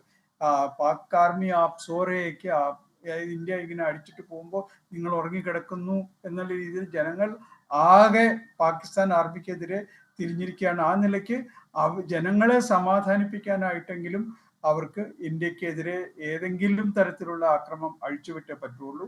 ഇന്ത്യയിൽ നമുക്ക് എല്ലാവർക്കും അറിയാം, പാകിസ്ഥാനിലെ പോലെ ടെററിസ്റ്റ് ക്യാമ്പുകളില്ല. അപ്പോൾ നമുക്ക് ടെററിസ്റ്റ് ക്യാമ്പുകളെ അവർക്ക് ആക്രമിക്കാൻ ഇവിടെ ഇല്ല. അപ്പോൾ അവർക്ക് ഒരു പക്ഷേ ഇന്ത്യയുടെ ഏതെങ്കിലും വളരെ തന്ത്രപരമായ ടാർഗറ്റുകൾ ആർമിക്ക് നേരെ ഒരുപക്ഷെ ആക്രമണം അഴിച്ചുവിട്ടേക്കില്ല. കാരണം ആർമിയുടെ തിരിച്ചടി, അവർക്കൊരു യുദ്ധം നടന്നു കഴിഞ്ഞാൽ ഒരു ട്രഡീഷണൽ വാറിനുള്ള തയ്യാറെടുപ്പ്, പാകിസ്ഥാന്റെ കയ്യിലുള്ള അമ്യൂണിഷൻ എല്ലാം അതിൻ്റെ ഒരു നല്ല ഭാഗം അവർ യുക്രൈന് വിറ്റ് ഡോളറാക്കി. ആ നിലയ്ക്ക് അവരുടെ ഇപ്പൊ വേണ്ട യുദ്ധസാമഗ്രികൾ തന്നെ ഒരാഴ്ചക്കോ അല്ലെങ്കിൽ 10 ദിവസത്തിനോ കൂടുതൽ നീണ്ടു നിൽക്കില്ല. അതിനുവേണ്ട പൈസയുമില്ല. $15 ബില്യൺ അവരുടെ ഫോറിൻ റിസർവിൽ, അത് 2 ആഴ്ചത്തെ ഇറക്കുമതികൾക്ക് പോലും തികയുകയില്ല. ആ നിലയ്ക്ക് പാകിസ്ഥാൻ ഒരു കരയുദ്ധത്തിന് മുതിരാതെ നമ്മുടെ ഏതെങ്കിലും ഇലക്ട്രിക്കൽ ഇൻസ്റ്റലേഷൻസോ അല്ലെങ്കിൽ നേരത്തെ അവർ വാൺ ചെയ്ത പോലെ നമ്മുടെ ഏതെങ്കിലും ഡാമോ, ഇപ്പൊ വെള്ളം വറ്റിക്കിടക്കുന്ന ഏതെങ്കിലും അണക്കെട്ടുകളോ അല്ലെങ്കിൽ അവരുടെ മുഖമുദ്ര ഭീരുത്വമാണല്ലോ ശ്രീ മുരളീധരൻ കടുങ്ങല്ലൂർ. എന്തായാലും അവരുടെ മുഖമുദ്ര ഭീരുത്വമാണ്. അവർക്കറിയാവുന്ന പണി ഈ പറയുന്ന നെറികെട്ട ഒളിപ്പോരാണ്, ഭീരുക്കളുടെ പണിയാണ്. അത് പ്രതീക്ഷിക്കണം. കാര്യം നമ്മുടെ അയൽക്കാരൻ ദൗർഭാഗ്യവശാൽ പാകിസ്ഥാനായി പോയല്ലോ. ശ്രീ ജോസ് കുട്ടിയെ, ഇവിടെ പാകിസ്ഥാൻ അറിയാം അവർ വാങ്ങിക്കൂട്ടുന്നത് എന്തിനു വേണ്ടിയാണ്. വളരെ കൃത്യമായി പാകിസ്ഥാൻ അറിയാം അവർ ഇരുവാദം പറയുന്നുണ്ടെങ്കിലും ചൈന അടക്കം ലോകരാഷ്ട്രങ്ങൾക്കൊക്കെയും അറിയാം ഈ പറഞ്ഞ ന്യായം ഇന്ത്യയുടെ ഭാഗത്താണെന്ന് പറഞ്ഞാൽ UN-ൽ ഇന്ത്യ പാകിസ്ഥാനെ തെമ്മാടി രാഷ്ട്രം എന്ന അങ്ങേയറ്റം രൂക്ഷമായ വാക്കുപയോഗിക്കുമ്പോൾ ഒരാൾ പോലും പാകിസ്ഥാനൊപ്പം നിൽക്കാനില്ലല്ലോ. എല്ലാവർക്കും അറിയാം ഇന്ത്യയുടെ ഭാഗമാണ് 101% ന്യായം എന്നുള്ള കാര്യം. ഇനി പാകിസ്ഥാൻ്റെ ഭാഗത്തുനിന്നും ഇത്തരത്തിൽ നിരപരാധികളെ കൊന്നൊടുക്കരുത് എന്നൊരു സ്വരം പാകിസ്ഥാനുമായി ചേർന്ന് നിൽക്കുന്ന ഇനിയിപ്പോൾ ചൈന അടക്കമുള്ള ശക്തികൾ പാകിസ്ഥാനെ ഉപദേശിക്കും എന്ന് പ്രതീക്ഷിക്കാമോ? പാകിസ്ഥാന്റെ നല്ലതിനെങ്കിലും ശ്രീ ജോസ് ഒഡീസിയെ. എൻ്റെ അഭിപ്രായത്തിൽ ചൈന ഒരു കാരണവശാലും ഉപദേശിക്കത്തില്ല. അതുപോലെ തന്നെ പാകിസ്ഥാനോട് ചേർന്ന് നിൽക്കുന്ന മറ്റ് രാജ്യങ്ങൾ ഉപദേശിക്കാൻ പോകുന്നില്ല. കാരണം പാകിസ്ഥാൻ ഇക്കാര്യത്തിൽ എല്ലാ കാലത്തും അവരുടെ പ്രത്യേകപരമായിട്ടുള്ള ഒരു സ്ട്രാറ്റജിക് ലൊക്കേഷന് വാടക മേടിക്കുന്ന രാജ്യമാണ്. അങ്ങനെ തങ്ങളുടെ പ്രത്യേകമായ ഒരു സ്ഥാനത്തിന് വാടക മേടിക്കുന്ന ഒരു രാജ്യത്തിന് ആ വാടക ഇവർ മേടിക്കുമ്പോൾ ആ വാടക മേടിക്കുന്നു എന്ന് ഞാൻ പറഞ്ഞതിൻ്റെ അർത്ഥം എന്ന് പറയുന്നത് ചൈന പാകിസ്ഥാനെ ഉപയോഗിക്കുന്നത് ഇന്ത്യക്കെതിരെ മാത്രമല്ല മറ്റ് ലോകരാഷ്ട്രങ്ങൾക്കെതിരെ ഉപയോഗിക്കുന്നു, അമേരിക്കയ്ക്കെതിരെ ഉപയോഗിക്കുന്നു. ടർക്കി ഇസ്ലാമികമായിട്ടുള്ള ചില തീവ്ര സ്വഭാവത്തിലാണ് ഇപ്പോൾ സഞ്ചരിച്ചുകൊണ്ടിരിക്കുന്നത്. അവർ പാകിസ്ഥാനെ ഉപയോഗിക്കുന്നു. അപ്പോൾ അങ്ങനെയുള്ള ഒരു രാജ്യം ഇവർക്ക് പ്രാധാന്യമുള്ളതാണ്. ഇന്ന് പാകിസ്ഥാൻ്റെ ഞാൻ പറഞ്ഞല്ലോ 80% ആയുധങ്ങൾ പാകിസ്ഥാനാണ് വാങ്ങുന്നത്. അപ്പോൾ അങ്ങനെ ഒരു രാജ്യത്തെ പ്രശ്ന സങ്കീർണമായി നിർത്തേണ്ടത് ഇവിടെ ആവശ്യമാണ്. അതുകൊണ്ട് അവർക്ക് പാകിസ്ഥാനെ വിമർശിക്കാൻ പരിമിതി ഏറെയുണ്ട്. ഇപ്പോൾ പാകിസ്ഥാൻ യഥാർത്ഥത്തിൽ യുണൈറ്റഡ് നേഷൻസിൻ്റെ ഒരു നമ്മൾ പറയുമല്ലോ അവർക്ക് 2 വർഷം അവർ UN സെക്യൂരിറ്റി കൗൺസിലിൻ്റെ മെമ്പറാണ്. ഈ മെമ്പറായിരിക്കുന്ന കഴിഞ്ഞ ദിവസം നടന്ന മീറ്റിങ്ങിൽ പോലും പാകിസ്ഥാനെ ഒരു രാജ്യവും കാര്യമായി പിന്തുണച്ചു എന്ന് നമുക്ക് പറയാനായിട്ടുള്ള ന്യൂസുകളൊന്നും വരുന്നില്ല. അതേസമയം നമ്മൾ മനസ്സിലാക്കേണ്ട ഒരു കാര്യം, പാകിസ്ഥാനെ പോലെ ഡിസ്ക്രെഡിറ്റഡ് ആയിട്ടുള്ള നമ്മൾ തെമ്മാടി രാഷ്ട്രമെന്ന് പറയുന്ന രാജ്യത്തെ ഐക്യരാഷ്ട്രസഭയുടെ സ്ഥിര അംഗമായി 2025 ഇലക്ട് ചെയ്ത് വെച്ചിരിക്കുകയാണ്. അപ്പോൾ ഇതൊക്കെ ലോകത്തിൻ്റെ യാഥാർത്ഥ്യങ്ങളാണ്.